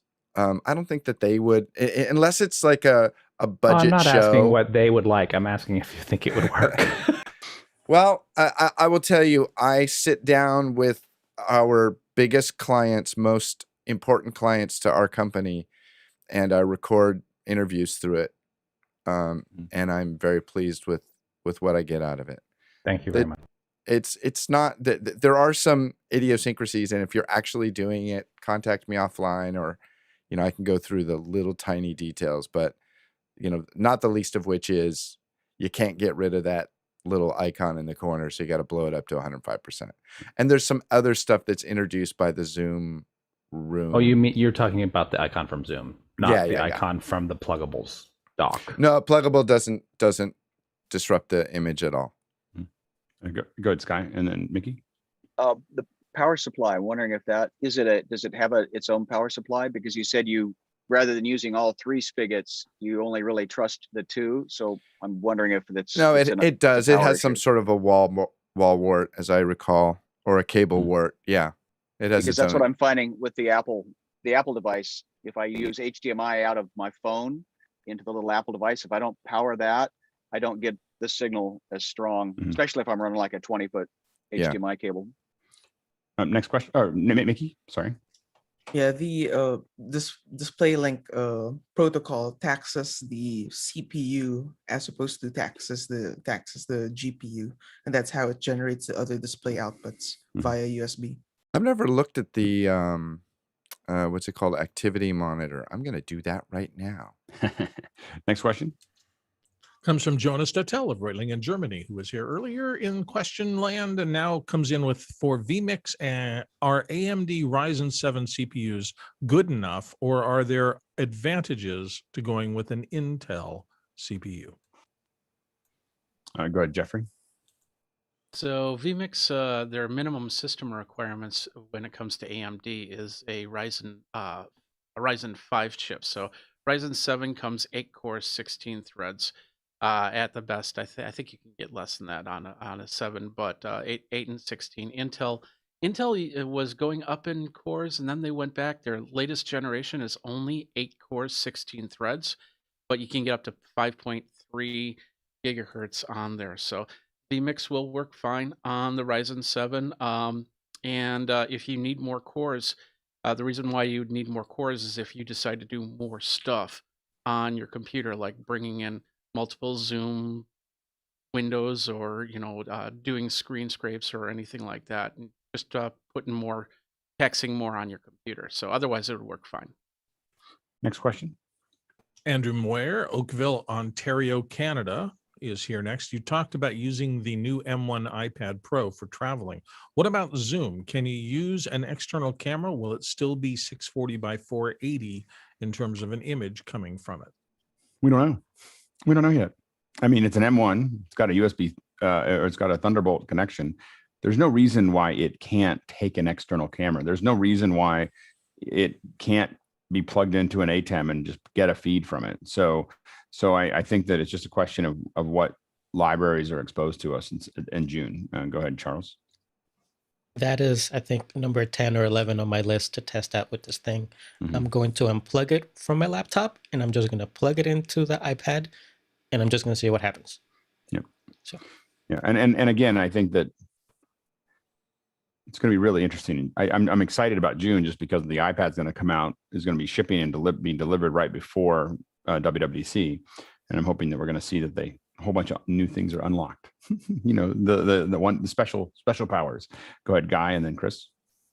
Yeah, don't forget, Andrew, that you can also use Cinemaker. If they don't allow the external camera inputs, you can go through Cinemaker, and it'll you'll need an encoder, but you can still pipe it in that way if you want a nicer image. Yep. Go ahead, Chris. On a related note, the display link user agent takes 0.01% of the CPU on the M1. That's great. Yeah. Next question. Nate Smith of Grand Rapids, Michigan. Next with, are M1 Macs considered stable enough for production workflows? I'm running a 2018 Mac Mini with a Sonnet eGPU in a production setting at my church. It's starting to struggle in a few areas, so I tried the M1 Mini in its place for a few hours, and it seemed to run circles around the old Mac. And then there's a part of a sentence here. It looks good. like Ken. dove out. Yeah. Yes. Not only is it stable enough, the biggest key thing for me, as I'm surrounded by a few of them, is it runs silently. And when you're, kind of in production, that's a key part, the silent running of these machines. They're amazing. I have 4 in my office, and stacked on top of each other, and they don't make any noise at all. It's just stunning. Really, really incredible little machines. So I think that you will find it probably faster. If you had an older Mac, I mean, it's faster than almost everything that was older than it. so except for the Mac Pro. So and at a very small price, it's pretty cool little system. Next question. Keenan Campbell's back from Princeton, New Jersey with, can someone share scripts or cut sheet samples in Mukana? People can. I think I think that I guess my question is what specifically do you want to see there? So maybe you can ask another question that I'm not sure exactly from scripts, and if you can elaborate that a little bit more, we'd love to dig into that. Next question. Kai Cochran from Seattle here on the panel. How has the panelist Jim Hankins used AWS's auto scaling in a project? Softball. I just happened, I wasn't paying attention. I just saw that right in time. So thanks, Guy. Yeah, so I come from a emergency response coordination background, so everything we built had to never fail. And so auto scaling, while the term sounds like it's something that's only used for scaling for massive traffic, one of the features that it has is kind of using it for self-healing. So you could specify in auto scaling that you would like to have one server, a maximum of one server, and a minimum of one server, and then put different types of metering around that to essentially check the health of that instance. And if something happens, it will be terminated and recreated. So then, so that gives you your fault tolerance. And then if you have more than one, that gives you your high availability. So between those two things, you can keep an application running. Because if something dropped, it would take to build up another instance, takes about a minute and 15 seconds to launch one, right? Yeah, it all depends on how you're going to pay a lot of attention to it. Yeah. It all depends on how you're building that instance, whether or not you have instances in warm pools and different types of things. But yeah, that's why you want to have more than one, so that the application itself, as far as the consumers of the application are concerned, it's not down. Unless you interrupt a stream of traffic that happens to be going through that at the time. But yeah, you're just kind of minimizing the the perceived outage or eliminating it entirely. So, Guy. Yeah, Jim's being super modest. I mean, the stuff that he's working on is mind blowing. Jonas and I spent a little time with him yesterday, and we're both, our minds are still just like off in another world because he just opened up so many things for us. It's for the meeting meters project that we're working on, especially, we're just trying to figure out how to throttle these things up and down. And he just blew our minds yesterday with the cost saving measures because he's done it before. And it's amazing to have somebody on the panel that's willing to share their knowledge like that. I mean, his knowledge is deep in the stuff that he worked on previously. It's life or death situation, so his stuff can't go down. I mean, it was in a bunker like underground before, and now it's in AWS in the cloud with high resilience. It's amazing what you can do with these warm pools, and the warm pools can fire up in 30 seconds. So if you have a warm instance, 30 seconds and boom, you're back up. So this auto scaling is going to allow us to come up with other ideas for just ramping up, 100 instances, just boop, boop, boop, boop, boop, boop, boop, just as more users come in, just pop, pop, pop, pop, pop. They just grow, they just launch. And so we're using CloudFormation, which is another thing to install Vmix and a couple other apps. And so all these will be waiting. And if we need more, we just keep building them. So no human has to touch these things anymore. It just happens automatically. it's how Citibank and all, all these big Fortune 500 companies have been doing this stuff for years. But to get a glimpse into how easy it is, well, easy when somebody like Jim is showing you, because otherwise we would have been off in la la land for months, and he just shortened our time frame. So I mean, thanks again for putting together office hours, because having somebody like that that's willing to share their knowledge, it's you can't buy that stuff. I mean, it's amazing. Yeah, absolutely. Well, Jim, we might pick your brain some more soon. All right, next question. Johnny Estias in Manila is back with, when Mukana is available to us mere mortals, hint, hint, wink, wink, will it include a public-facing API so developers like me can extend or build applications on top of Mukana? I can't comment on what that'll look like in the future, but I mean, right, at first it won't. Then there'll be a lot of other options. So, but it'll take a little bit of time for that. APIs are, so here's the challenge with APIs in general, is that you start pouring concrete as soon as you start publishing APIs.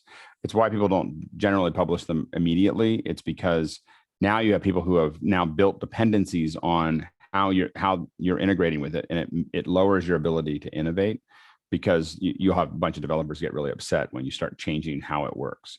So you do have to get it off the ground to a certain level before you can start now, and then build it for that. There's a bunch of things that you have to kind of figure out before you can do that. But the goal will be definitely let people do that down the road, but it's pretty far down the road. The first step is just getting it out and making it available to everyone over the web, and then going from there. Next question. Our friend Talak Miguel Lopez Waterman here. Are we going to have Arduino labs on office hours? I've been looking forward to that idea. Yeah, we have to get back to it. So I got to follow up with John Edelson and find out where we're at. I think one of the things that we had to decide as a group is whether we want to do Arduino or the, I can't think of the name of it right now, the BBC card, which, after thinking about it a lot, I think it will do everything we want it to do. And I think that there are some advantages to using it because it's less expensive. It's simpler, and it will do like many things that we were talking about, like tally and turning things on and off. And, the more I was very worried about it. And then I felt like it might be something that, I don't know what people think here. I mean, you guys can raise your hand and let me know what you think of it. But that's kind of what it's non-standard to some degree to not do an Arduino, but we could always go back to Arduino. And I guess my thing is that I kept on thinking about how inexpensive that little card is, and that if I can put that into a lot of things and talk to it and have it do the things that I needed to do from out at the get-go. Go ahead, Talak. Let's do both. Well, we have to pick one first. Like we're not that big yet. So yeah, absolutely. I think that we kind of backed away so we could. The Raspberry Pi was so popular and so useful that I know that we want to go down that path. We kind of took a more intense view of cooking for a little while. So on the other end of the 8 weeks with Matt in the kitchen, we'll probably still have some cooking, but then we'll have other things in the afternoon that we can do, on our end. So I think that the geeky, that's probably where that'll get reinserted into that process. Next question. Ken Jones in Seattle up next with, by spending little or no money, what's a way to match the color of my Brio to the internal MacBook cam? I can adjust the Brio, but how to measure or compare other than with my eyes? So the easiest way to do that, I really want to draw, but the next step, when I'm in the hotel, is eventually I'm going to be able to have my just because the advantage of driving to LA is that I now have a 1650. I can throw all kinds of things in there. I just was in a rush this weekend. So it was Mother's Day. So I just didn't do anything until right before I left. And what you want to do is take a bunch of representative colors. And if you want a cheat sheet, go search DSC Labs Chroma Demand chart. There's a whole bunch of, like on a 24R, you'll see a bunch of colors. Just sample the JPEG that they have of it.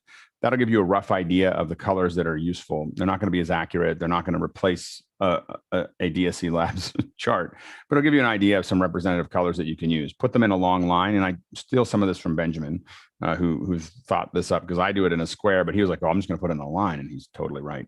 So what you do is you put those colors along in a line on a piece of paper. Just print it out. Color piece of paper, and then take the two cameras and in whatever editing package you have, do a split screen. So you're cutting them up so that one camera's on the upper side and the other camera's on the lower side. What you're going to see is a delta in every color. So you'll just see a line because one's brighter and the other one's darker. Now, can you actually fix that? With the tools you have, you won't be able to totally line those cameras up, but that'll help you close the gap. And if you are using cameras that were not, and again, that you're not trying to make them accurate, like you're not going to sample those colors and have them be perfect, but it will let you see the difference between them across the entire color spectrum and allow you to make some adjustments so that if that line disappears, like if you're putting two 6Ks into an ATEM mini and you did the same thing, when you line those up and you don't see a line anymore, you would have a really you'd have a really strong solution. Go ahead, Charles, and then Guy. For those that have the Brio, I've never used one. How much control do you have over that? Because I agree with Alex. It's webcam settings. It's like drawing with a brick. Like you don't really have that much control, in it. What's kind of unfortunate, and I think through some of the editing packages, you have proc amps. So I think Vmix has proc amps that you can actually go in beyond what so now you're not controlling the camera, you're just taking the video and making adjustments applied to that camera where you're, just doing processing. And so you can get closer using the proc amps. So you can get kind of close with the UBC, then using processor amps, you can, adjust gain and gamma. And so for instance, when we have webcams come in, or when we have people coming in over Zoom, I can see them, they're going through FSHDRs on our end, and I can sit there and tweak red, blue, and green values in the shadows, midtones, and highs. Now, I don't have incredible tools. I have these 3 tools that I can kind of play with and try to adjust. And every time we do the Mad in the Kitchen thing, I try to make some adjustments to folks, mostly as a practice of warm this up and cool this down and clean up a green hue or whatever. So I can do a lot of those minor things inside of a piece of hardware that's really expensive. But there are software versions of that sometimes built into the switching packages to allow you to do that. Go ahead, Guy. Yeah, so from what I remember on the webcam settings app, it does not control the Apple internal cameras. So the trick is to grab a white sheet of paper, fill the frame with the white sheet of paper, and you're going to see it all kind of auto white balance. And the idea is that you don't do what I'm doing, which is having a color like this behind you, because it's going to want to hunt and drift. So this is where having a nice gray background and then all lights the same, and then blocking out any exterior light from sunshine that's coming in. So you want to just try to lock down, even if you just get all the same bulbs from Home Depot that are warm white or whatever, that'll help out a ton. So you say for little to no money. So one is white balance, simple gray background, and then change your light bulbs to try to be something not mixed, where you're having tungsten and a mix of 5600 or daylight. Yep, Roscoe. Webcam settings will adjust a FaceTime camera. I am doing that right now through webcam settings. What is your it's a 2015. Yeah, 2015. So if you have a T1 chip or above and you turn webcam settings on, it will immediately go gray. Like it'll turn off the camera. So there's a security feature in the newer Macs. You're absolutely right. 2015, I think, though, was the last Mac that you can use webcam settings on the internal camera. After that, it has a security feature that if anything tries to touch the camera, it just turns it off. So that's the issue. And it won't turn it back on until you restart the computer. So next question. Ouch. Yeah. Talak Lopez Waterman, New York, is back with, has there been any movement or innovation of new products that allow for the use of an external GPU on the M1 series? I don't think it's going to ever happen. Go ahead, Charles. Yeah, from friends that I know that do some work for Apple, they for a long time, they were against that. And I even have a 5700 XT that's on the floor collecting dust, because with the Intel machines, I would still have some issues getting it to register whenever it started. It was never a fluid Apple experience. It wasn't that it just worked. Well, then you lose an enormous amount of efficiency in the system if it has to go out to the external buses. So it'll actually, anything you're gaining will defeat it, because now it has to send processing cycles outside, and it's going to slow. It's literally going to throw a wrench into the entire, what the efficiency of the M1 and whatever comes later is the fact that all of the silicon is together and it's only talking to itself. And so adding an external thing that it has to keep, it's like, calling someone every time you need to do something, they may be really smart, but you still have to call them over and over and over again rather than people in the room. And so I think that I don't think the current infrastructure of those, unless it's built for it, but I think the future for Apple is not to be dependent on external GPUs. And so I think that what we're going to, and I'm making this up, but I think we'll continue to see beefier and beefier 16 core, 32 core GPUs and CPUs with tons of memory. I wouldn't be blown away if we saw a Mac Pro with, a terabyte of RAM and 32 cores or 64 cores of both CPU and GPU. And now that they own all of that, they just put it in there and charge for it. And they have no upside in supporting AMD and NVIDIA. so why not just build it all in? And again, the efficiencies are having the RAM, the CPU, and the GPU all on the same silicon. It makes up for almost everything else that's there. It's just an entirely different process. So but I think that external accelerators would actually cause, it would be very hard to code for on their end from an operating system perspective. And I think it would not actually speed up the experience. Next question. Eric Heupel of Rhode Island says, is there yet a reliable hack to let us use more screens on the M1 MacBook or Mac Mini? On my 2012 Mac Pro, I'm using 2x 4K and 1 1080 screen. Can't see myself scaling down screen, but the 2012 Mac Pro is feeling its age. Go ahead, Ken. Yeah, this isn't a hack and it's not cheap, but I can run an equivalent of 6 1K screens, but then I'm using a Pro XDR display, so that's a 6K. So that's a expensive way of running multiple into one. and then Chris Fenwick showed a little earlier his use of one, so he can get to 3 screens. The 3 screens that you're looking for, he's getting with pluggable. So that's another way to do that. Next question. Jim Hankins is up next from Chesterfield, Michigan. And he says, for those using Unity Intercom on Mac OS desktop, while also on Zoom calls, what does your loop backage audio hijack configuration look like? I was hoping to use the same Mac, but I'm okay with having one dedicated if there are advantages to doing so.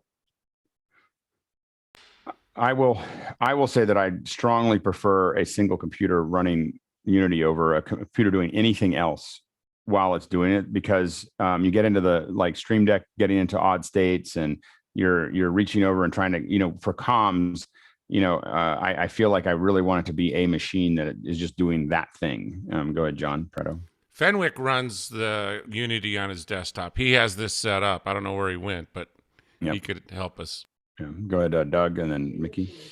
Yeah, I strongly say keep it on separate things. You run any kind of risk of getting things cross-pollinated, and it is just keep them separated. Yeah. Go ahead, Mickey. Yeah, I used to run Unity on the same computer as Zoom, but now I run it on an old iPhone. But in the past, I created 2 interfaces, virtual interfaces in Loopback. One is called Zoom Out, another is called Unity Out. I feed Zoom into the Zoom Out interface and Unity into the Unity Out interface. And then in Audio Hijack, I use the built-in ducker in Hijack to duck the Zoom audio when audio comes through from Unity. And that's what I feed out into my monitors. The configuration I'm going to be testing this weekend is a B-Link by Courtney, and with a Stream Deck with a Parrot 450. And I think that that's going to be a pretty interesting mix of all the things that I'm trying to sort out, where it's kind of a nice little comm box that's super compact. Next question. Wes Harder of West Palm Beach, Florida says, which Zoom recording options offer better files for posting online later, either recording locally or on the cloud? I just recorded a Zoom meeting locally while viewing gallery, and that is what it recorded. I believe you can record, you can set those local settings so that you can record multiple video, both the speaker and the gallery. Go ahead, Guy. I think that's only in the cloud recording. I think it's call it as you see it. Essentially, if you're switching back and forth, that's what's going to be recorded locally on the machine. So in the back end, before you set up your record, so you could go through and you could say, I want gallery view, I want screen share, I want gallery with screen share. Like when I just check them all, and so I get like 8 files, and no wonder my email every day is, hey, your cloud recording is up to 960 gigabytes. You're like over by 900 or something like that. You're never going to catch up. You're never going to catch up with me. Oh, maybe you might. Mickey? Yeah, the local recording on your computer bases the recording off what you're looking at during the meeting or during the event. Another thing about the local recording is that the quality of the recording may be hindered by your connection settings. So if your connection is low, the quality of your connection is low, and you're only pulling in like 360p, then that's what the local recording would be. So I suggest try to stick with the cloud recording if possible. You go ahead, Bill. If you have high bandwidth and I have a fiber line into my house, then a QuickTime screen scrape for me has been extraordinarily accurate. I like the resolution a lot. The clients have been really happy with it, but that's a fast connection. And I like the fact that I know when I draw that box around a relatively large screen on my screen and hit record using QuickTime Pro, that's what it's recording. And unless I see it change, it's still recording that. Being the old-fashioned hardware person, what I'm thinking as a solution, not something that I've done, is, and not completely inexpensive, but not completely expensive either. I would consider getting that pluggable device that Fenwick was talking about, getting a Zoom room so that I can control what's going out of it, having those all feed into an ATEM ISO, and then hitting record. And that would give you all of the ISOs at relatively high quality. Coming out of the computer, all at 1080, and you'd have both gallery, you'd have the presentation, you'd also have the speaker view. So you would get them all, and they would all be in sync. So especially if you cut it in the ISO, you'd also get an XML file. So I think that'd be something that I would consider if I was really trying to be serious about this. Next question. Ken Jones in Seattle says, what's the source for that pop filter you use on the PR40? Go ahead, Ken. Yeah, I can show you. It's the, well, this is the one that I have. It's, well, however you, Rockston, and they also sell them on eBay. But that's the pop filter that I use on my Ohio. And I believe that the one that I've bought from BSW. If you do Heil PR40 BSW, if you search for that, you should get it there. And I think they're up in Seattle. I think that BSW is somewhere up there, somewhere in the Northwest. And I don't know for sure. Next question. Keenan Campbell, Princeton, Illinois. Scripts follow-up. When building hybrid events, I'd like to see a template to build and format run of show. Dealing with people that aren't in media production and for run of show, I'd like to see what works for the panel. And it's Illinois, not New Jersey, Bill. My apologies. Got it. Yeah. So putting up run of shows. Yeah, we should. I gotta just find ones that we can clean up. I just gotta find time to go through and clean one up, but we can't share the ones we have. I mean, I can't. So, but if other people want to, as PDFs, would probably be good. Yeah, usually they're not very complicated. I know that we'd love to say that we build these really complex run of shows, but usually there's some version of an Excel file that just say, this is what we're gonna do at different times. Go ahead, Nikki. Yeah, for a bunch of productions I've been on, it's been the general run of show have been very simple, and like this is what comes after each, but each department builds their own cue sheet off that run of show that is way more detailed for their specific department. And yeah, I mean, and that's the biggest thing is that because I think that most of the work, at least most of the work that when I talk to clients that I'm pushing for is conversation. the runner shows that I build nowadays. I mean, I get runner shows that are pretty complex from a client that wants to do something complex. The shows that I build, that I design, are highly conversational. So there's a whole bunch of things around how to start the show, a whole bunch of things around how to close the show, and then just a couple little steps in between. And then we'll do this because we're going to be talking, like, you know, and so again, and I know that that's not, like, when we work with clients, there's still, you know, there's still an attempt to build something that looks like a TV show. And I realized it's taken me a little time to realize that, you know, I cut the cord like 25 years ago. Like, when I moved to Lucasfilm, I couldn't get cable where I live because I live right near the ranch, and so I didn't have any way to get cable. So I stopped watching TV, and I just never went back. And so I just don't watch very much. I mean, I watch some TV. I watch mostly my only experience is really Sunday morning talk shows. You know, those Sunday morning whatever, where they argue about politics or whatever. I know you'd be surprised because I never talk about it here, or talk very little about it, but it's usually it's kind of a pastime. And so I have a lot of understanding of how those look, but I don't watch a lot of TV. So and I think I don't like to watch presentations either. I'm very ADD, so I don't like watching anything that someone's talking continuously for more than about this long. So anyway, so I think that, you know, I think that a lot of people we found engage pretty quickly with conversation. So I would keep on, hybrid or not, I would really figure out how you get into a conversation as fast as possible to log. Well, just bringing in the theatrical perspective. If we have a score or a script, then we put in, you know, Stage Manager puts in cue placements and follows along the script, and then calls those cues each time, and then things happen along those lines. And I know that's a very different workflow, but it's another thing I think. Yeah, and those are really powerful. We've used Rundown Creator for some of those things. Has been something that for the more complex ones. And then there's another one that I just can't think of right now. There's Rundown Creator, and then there is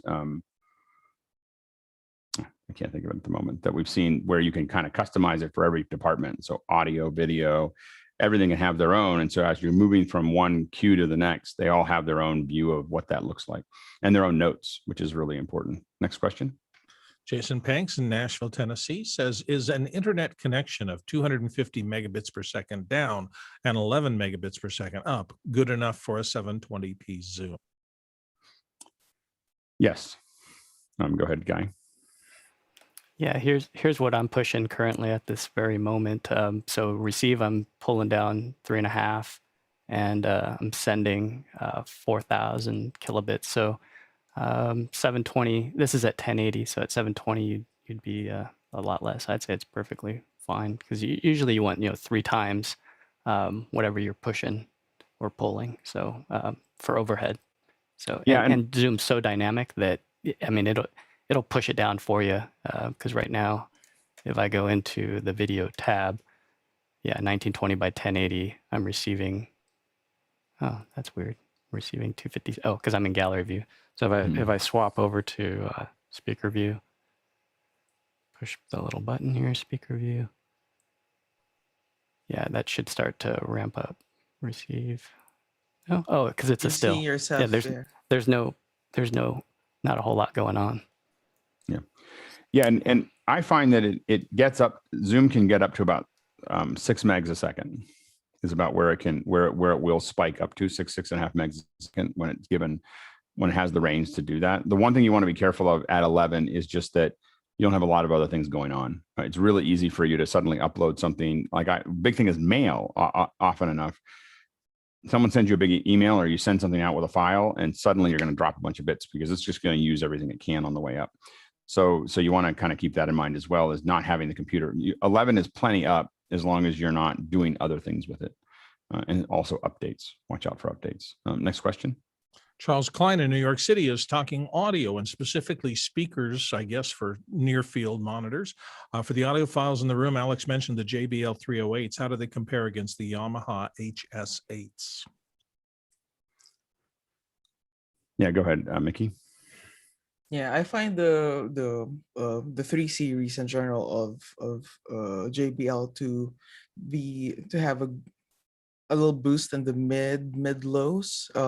So they translate pretty well to consumer systems with that. The Yamahas, they have like a somewhere between 1 to 3K nudge up, that at least to my ears feel a bit harsh, and they had a they sound like Yamahas, and I won't go further because we don't talk religion. We have in our office, in our kind of our immersive room that we use for testing, we have 705s, which are really great, but those are more expensive, than the 3 series. So those are reference monitors, and I think we have 10 of them in there, and that's a big, hefty, but they sound great. I've been playing with the 3 series, but I haven't pulled the trigger on anything yet. I think I was also, it has been recommended to look at, I think, the QSC. There's some series of some monitors that some folks that I know are using for, for surround as well. Go ahead, Bill. This won't be a problem for Charles because he has a dedicated space to use them in. But in my experience, after I moved out of the studio that I was able to build with all non-parallel walls in my recording monitoring area, when I got down into a box again, and most rooms are boxes, the rooms generally are so bad, unless you've thrown a lot of cost into doing treatment of some kind, that it's very difficult for me to tell the differences between most of these. I did note that when I downsized just for pure physical size from my Mackie 824s to the JBL 305s, there wasn't that much difference in output or clarity or anything else, but my room had been vastly downgraded with these parallel walls, and it was really hard to monitor without going back to reference the cans a lot. So I would go room treatment before I would go worry about the differences between these 2 particular speakers. The room can really mess things up with standing waves. Go ahead, Charles. Yeah, I'm helping a friend rebuild his studio, and since he's home, he's sort of on a budget, but he wants to make sure that he's getting good quality, and he's not going to do the Genelex.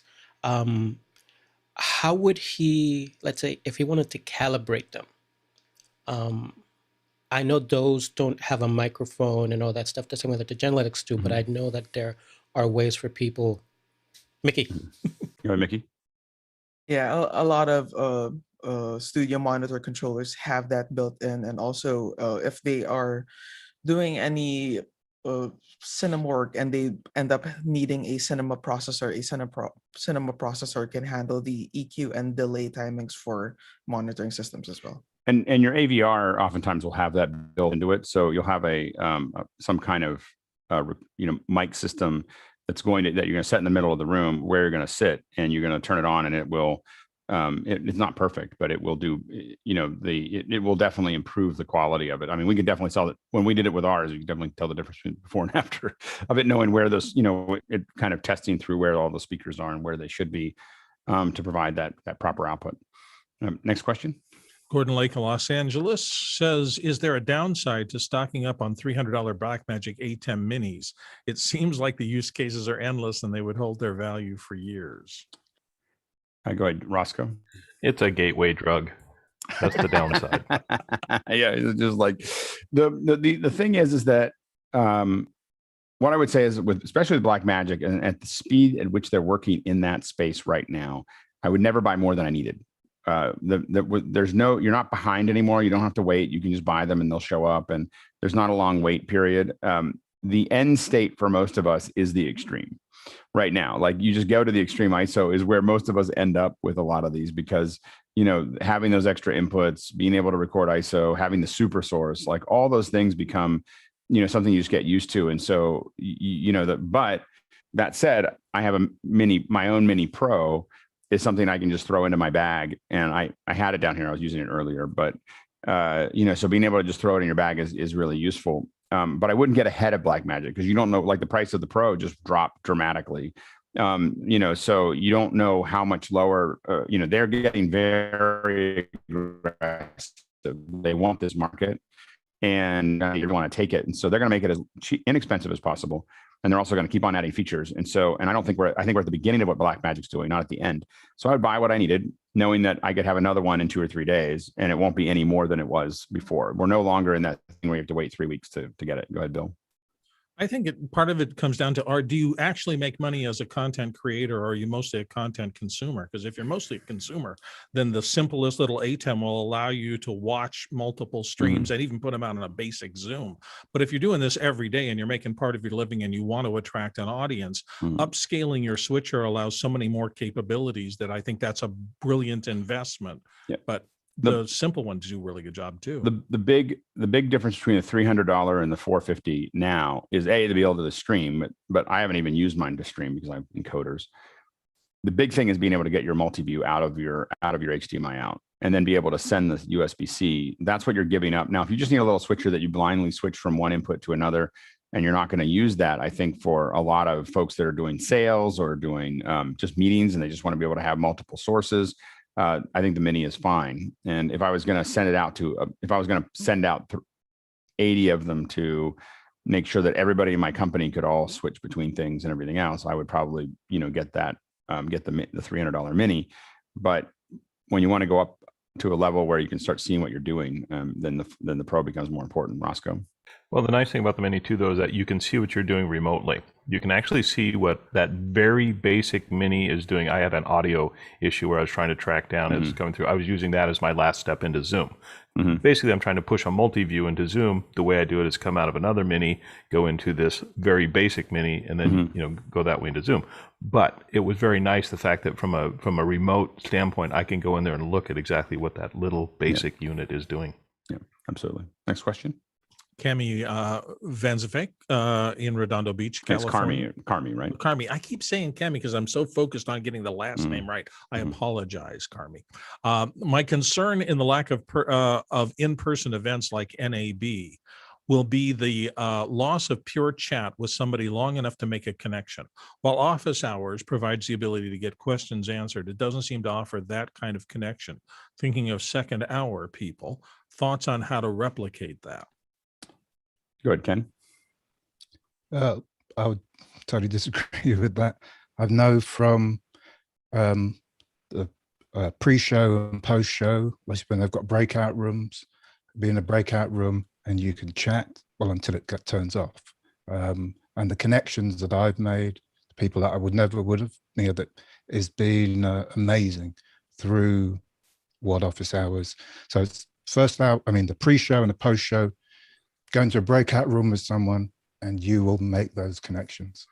I think and that's what they're designed for. The pre-show and the post-show and Discord and the ability for people to get, connect to each other.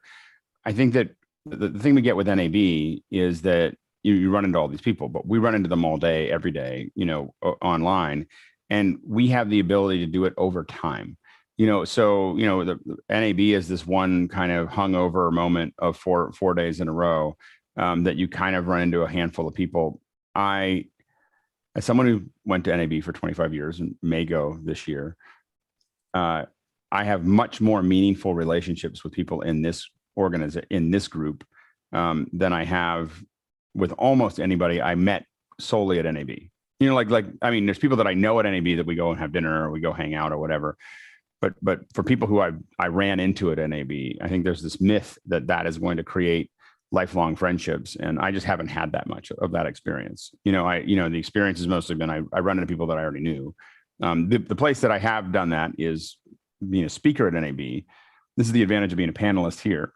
Being a speaker at NAB, I get to hang out in the speaker room with all the other speakers, and that has been where I know more people because of that process, or being, those kinds of things, or you hang out with the press room, or in my case, all of those, because I usually have all the tags.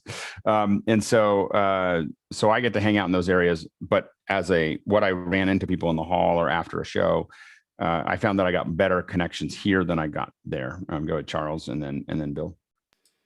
Yeah, I would, excuse me, I would concur with Ken and Alex. I think the way that we used to do stuff, you had to be there, you had to get the flights and everything. And it was the only option that we had, right? But now we have different options. Now we can do office hours. Now, if I have an audio question, as long as Mickey is up, I'll send a message to Mickey or Guy or somebody else. And now the pool that I can reach out to, it's the entire world. I don't have to worry about, oh man, I have a conflicting event. I can't make it to NAB. I have to be over here, family, travel, pandemics, yada yadas. I think our culture has evolved, and I think this will be the way moving forward. There is a value to being in person, but now we have options that add a plethora of other values. And you know, I think when we think about those connections, you know, we have the connection of people coming and asking questions on Mukana. We have an added connection when you start getting to Discord and being useful in Discord and answering those questions. Then you have an added value when you start showing up in the pre-show and the post-show or the pre-show and hanging out and talking and doing those things. Then it increases a little bit more when you become a panelist, you know, and you start to, you know, really be in front of everybody and share what you know to everyone else. And then when you start working on the projects like the remotes or Mad in the Kitchen or whatever, you're increasing that connection again. And the thing is that all of those things are ways to start from a very casual listening to YouTube, playing it in the background, to really becoming part of the community. And there's kind of a steady pace that you can kind of take on. I find that, you know, I have had the advantage at NAB that I was never there unknown. Like I was never like showed up there and nobody knew who I was. And so for me, it was, I always have to remember that I was in this kind of warm environment of, you know, I'm always on the inside crowd. But I definitely know a lot of people that try to go to NAB or CES and they're hoping to network, and, you know, they don't get anywhere because they don't know the people that would allow them to, you know, and bring them into that realm, you know. Go ahead, Bill. I was anonymous my first 10 years at NAB, and I realized that I wasn't an NAB to see things, which is what I had thought I was doing there.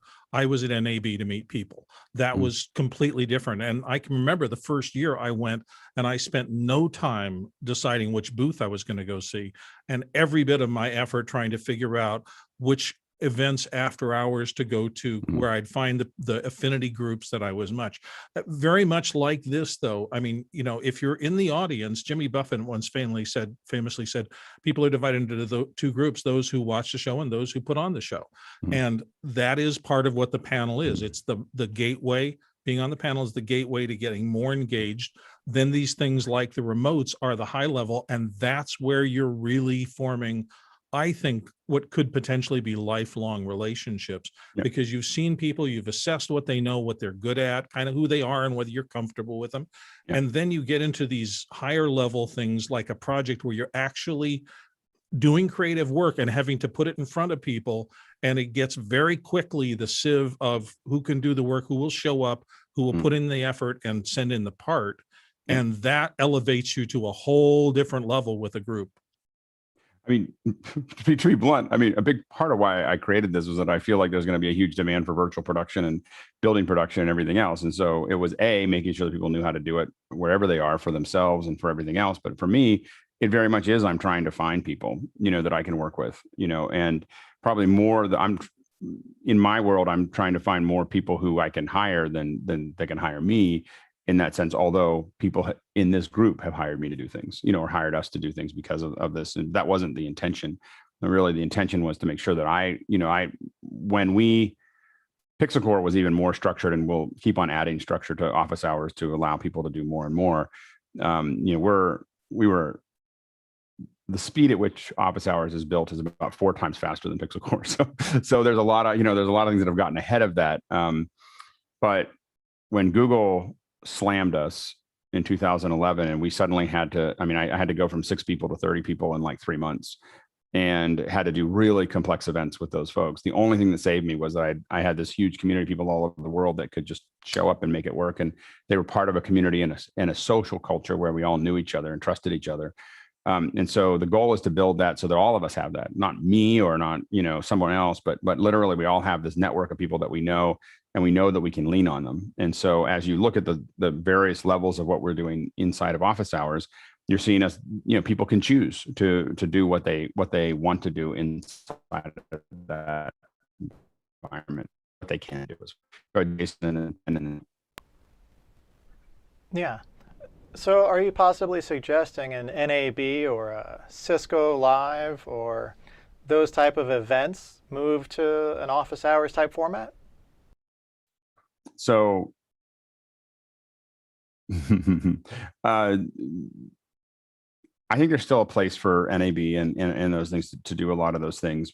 But I will say that right now, when we talk to new clients, when I talk to new clients, I talk about doing 6 prep events before their main event. Oh, I want to do a 3-day event. Okay, that's great. What are the 6 events we're going to do before that event, so that we can get your user, so that you can get used to doing this, so that your users can get used to, you get through all the registration processes, you get through them understanding how a Q&A system works, you get them, so you're training not all of your users, but you're basically, flattening the curve of what's going to happen on that day event. And it makes the 3-day event much more successful when there's lots of events going on before it. And those can be much less expensive and much a lower lift, and just open Zoom and do it. But there's you add a couple little things each one so that it builds up to that. But what happens is that main event is way more successful than it was, but the clients are left with, I should probably just be doing events all the time. Like instead of doing a big 1-day, 2-day, 3-day summit, what I really should be doing is just an event every week. And I think that this is the beginning of, and we see this over and over and over again, this is the beginning of every organization becoming its own broadcaster. That's what we're doing here. But every organization looking for the micro market that they can serve with their content, and then serving that market within that micro. And as that builds up, I think that all of us have things that we can go to or listen to be part of that. But I don't think that, I think that NAB is useful for me if I send either some of you, or if I go and we cover the expo. NAB is really useful to us for everyone who can't go, because I think that the other thing we have to look at is, I look at conferences as being very exclusionary. Anytime you do a physical conference where only people who were able to show up can have those conversations, you're excluding 99% of the world, from that conversation. When we move it online, we're excluding 40% of the world that doesn't have online access right now. We're doing it, but it's still, 60 times better. So I'm more interested in how do we make sure that everybody has those, how do the students in my school in Rwanda, or the folks that are in, anywhere in the world, and Mickey can't go to NAB because the visa stuff and the travel and everything else. So how do we make sure that he has access to the same information, the same contacts, the same networks, everything else that we have when we go there? I don't usually get this edgy about it, but I think it's arrogant and exclusionary, and there's no way, and the fact that it can't be reproduced bothers me. And so, I'll be flat out at some point. I think that, I want them to go away because I want them to make more available. I spend most of my time doing training in Africa, and I have a bunch of African students that can't go to these things. So as a result, I want to give them I want to make sure that they have everything that they could get at one of those conferences, from their own space. And I think that the longer that these conferences last, the harder it is to do that. So, just so you know where I'm going. Go ahead, Ken, and then Talak. Yeah, you covered it in that final point. I was going to be that controversial in saying it's always seems to be a very American-centric thing of all these shows in Vegas. Okay, I can afford to go, but the majority of others can't. And a platform like this opens it up to everybody, and that I think is very, very important. And when we start bringing, I don't know, when we brought on Frame.io, and when we bring in sound devices, and when we bring in those folks, I learned way more about their product in an hour because all of you are asking questions that I didn't think of. So we as a whole, we're smarter than any individual. People often go, I can't join the panel because I don't know as much as the panel. We appear smarter than we are because each person, we, even in this last 2 hours, look at the very technical questions that were answered by different people within the panel. And in the same way, those different questions are asked by different people in the panel. Talak, and then we'll move on. We're almost out of time. We're out of time. I got to go. Okay, sorry. No, I just wanted to quickly say, then there's an exclusionary thing about whether people can get there. Once you're there, it's exclusionary between subjects, right? Like if I'm a lighting person and somebody finds out if I go into a sound forum, they're like, get out of here. You know what I mean? And I'm being a little over the top, but that does not happen here. Here we can come and we can think through things that we don't know exactly how to do in a way that we cannot do as well in things like LDI and USITT and NAV and etc. And the real power is that there is such a heterogeneous mix of production people in one place, because we're all teaching each other and learning from each other every single day. Next question. Mike Dean Arlington. Hello from Virginia. I have been testing the ATEM Stream Bridge and got the XML info from the ATEM setup external ATEM Mini Pro settings. I'd like to stream from OBS to the ATEM Stream Bridge. Have you tried? Also, I did get the Raspberry Pi Stream Bridge. I found that from Aaron Parecki to work no problem. We don't think that's possible. I think we discussed it a couple days ago, but we don't think that we think the Stream Bridge is designed to work with the ATEM. And we think that it's locked down. So I don't think that that's a possibility. Next question. Chris Widener in Lafayette, Indiana says, has anyone rack mounted the CTEC ATEM 156? I don't even know what that is. Does anyone? I'm trying to. It's a live streaming unit. Oh, it's a. Most of those, interesting. It's an interesting looking pad. It looks like it has, it does pass through. So this is a pretty inexpensive monitor that has 4 HDMI pass-throughs. I think I'm gonna save that link, but I haven't tried to rack mount it. It looks like a form factor that would be rack mountable. This is gonna be a great way to promote your business. Just throw up us a link and then we'll be like, oh, look at that. I think I like that. Or we'll trash it. So it's a bit of a risk. Go ahead, Mickey. Yeah, I took a look at the CTEC, and its width is only, I believe, 14 or 15 inches. So it doesn't quite fit the standard 19-inch rack width. I saw their other monitors, which are larger, do have rack mounting accessories. So I would assume it's just CTEC didn't think of making a rack bracket for it. What I would suggest then would be perhaps get a rack shelf and get the little stand for the CTEC that does have holes in it that you can screw into a rack shelf. Yeah, I bet you that the 17-inch one, or maybe even the 21-inch one, may fit into the 21 is probably a little too big. It'd be close, but the 17 probably fits. Go ahead, Roscoe. Yeah, my question again would be, does it interrupt the ATEM control signals going back to a pocket camera, the way they show it being wired? It's interesting that they're advertising it as a device that is designed for the ATEM. So it seems like it'd be worth buying and testing and sending. But it shows DSLR cameras, not right. So. Yeah, Mickey. Yeah, I think they released it and it became pretty popular back before the ATEM Mini Pro came out. This monitor gave you sort of a multi-view for the standard little ATEM Mini. Yeah, it's really cool. All right, next question. And the last one today, Pete in Seattle says, what's the best deep fake for audio application? Assume the client has granted permission to allow this. Adobe put one out and took it back almost immediately. Like they were like, hey, look what we can do. And everyone was like, that is a horrible idea. And then they were like, okay, never mind. Awful idea. The technology's out there to make that work. I'm a big fan of deep fakes in all forms. And the reason that I'm a big fan of it is I think it's very important for us to not trust anything that we see in here. And I think that trust, and the reason for that is that when we trust what we see in here as a single point of the truth, we put ourselves in a position to be manipulated. And so it's very important that you don't trust anything that you see in here, and that you need to say, well, I need to know the whole story. I need to know what those other angles were. I need to know what happened right before that happened. I need to know what all the details were around that situation before I make a decision.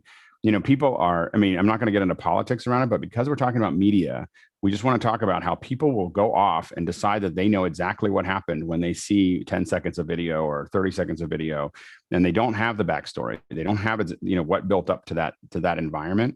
And we have to be real, and so I believe that deep fakes are a huge benefactor, because it means you can't post something. I think that we think, oh, well, that must be it. Let's go riot. Like that must be it, or that must be it. I don't believe in that, or whatever. We should not believe in anything. And remember, you've been manipulated for a long time. And I'm saying this as a media person. It's been my job to do that. So in the past. So I'm not telling you this isn't a conspiracy theory. This used to be my job, and so the thing is that I still, I know where the bodies are and I still have the shovel. So,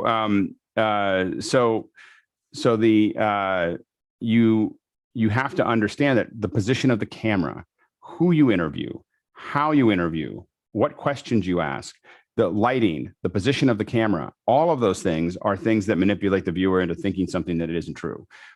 So it's not just things, and they'll say, well, we didn't manipulate it. We didn't paint anything out, or we didn't do anything like that, but we do all kinds of things to make things look a different way. And so it's really important for us as in a deep fake thing. The deep fakes, I think, are really important because we need to get to a point where, I hear someone saying something, I don't believe that. Like, I don't know. I'm going to have to see more information. If my kids ask me inconsequential questions, I will often give them crazy answers, but I will give them to them in as clean a display as possible, and they'll be like, oh, that's not true. So, or they'll ask me or whatever, but I'm constantly building that muscle for them to not, just because someone gives you a calm answer that sounds like it's true doesn't mean that it's true, and that you need to kind of keep going at it. And so I'm not, this isn't a political one way or the other. It is a media discussion of, you need to not pay attention, not be sold by any single point of information. And the deep fakes are something that you are is a representation of that, but it's been manipulated for a long time in many other subtle ways. So it's just really important. So I'm a big fan. like I think we should have deep fake audio, deep fake video, deep fake whatever. I think that we should just know that we don't know. We don't know what actually happened unless we were there, and even then we may not know what was happening. So just my little tirade about deep fakes, because people get like, they want us to believe all that stuff, and that there has to be some point of truth that we all believe in, and it's just not. We don't know. We don't even know. Anyway, as far as I'll go with that. So, at one point, someone asked me if I believe in the government. I'm like, believe in the government? I don't even believe in reality. All right. So anyway, all right.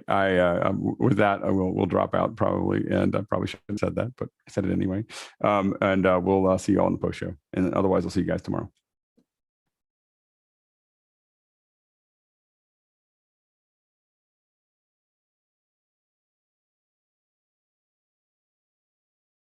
Bye, Sky. Have a great day. Thank you. The sun is shining. I know. In your world, so what? In my world, oh my word.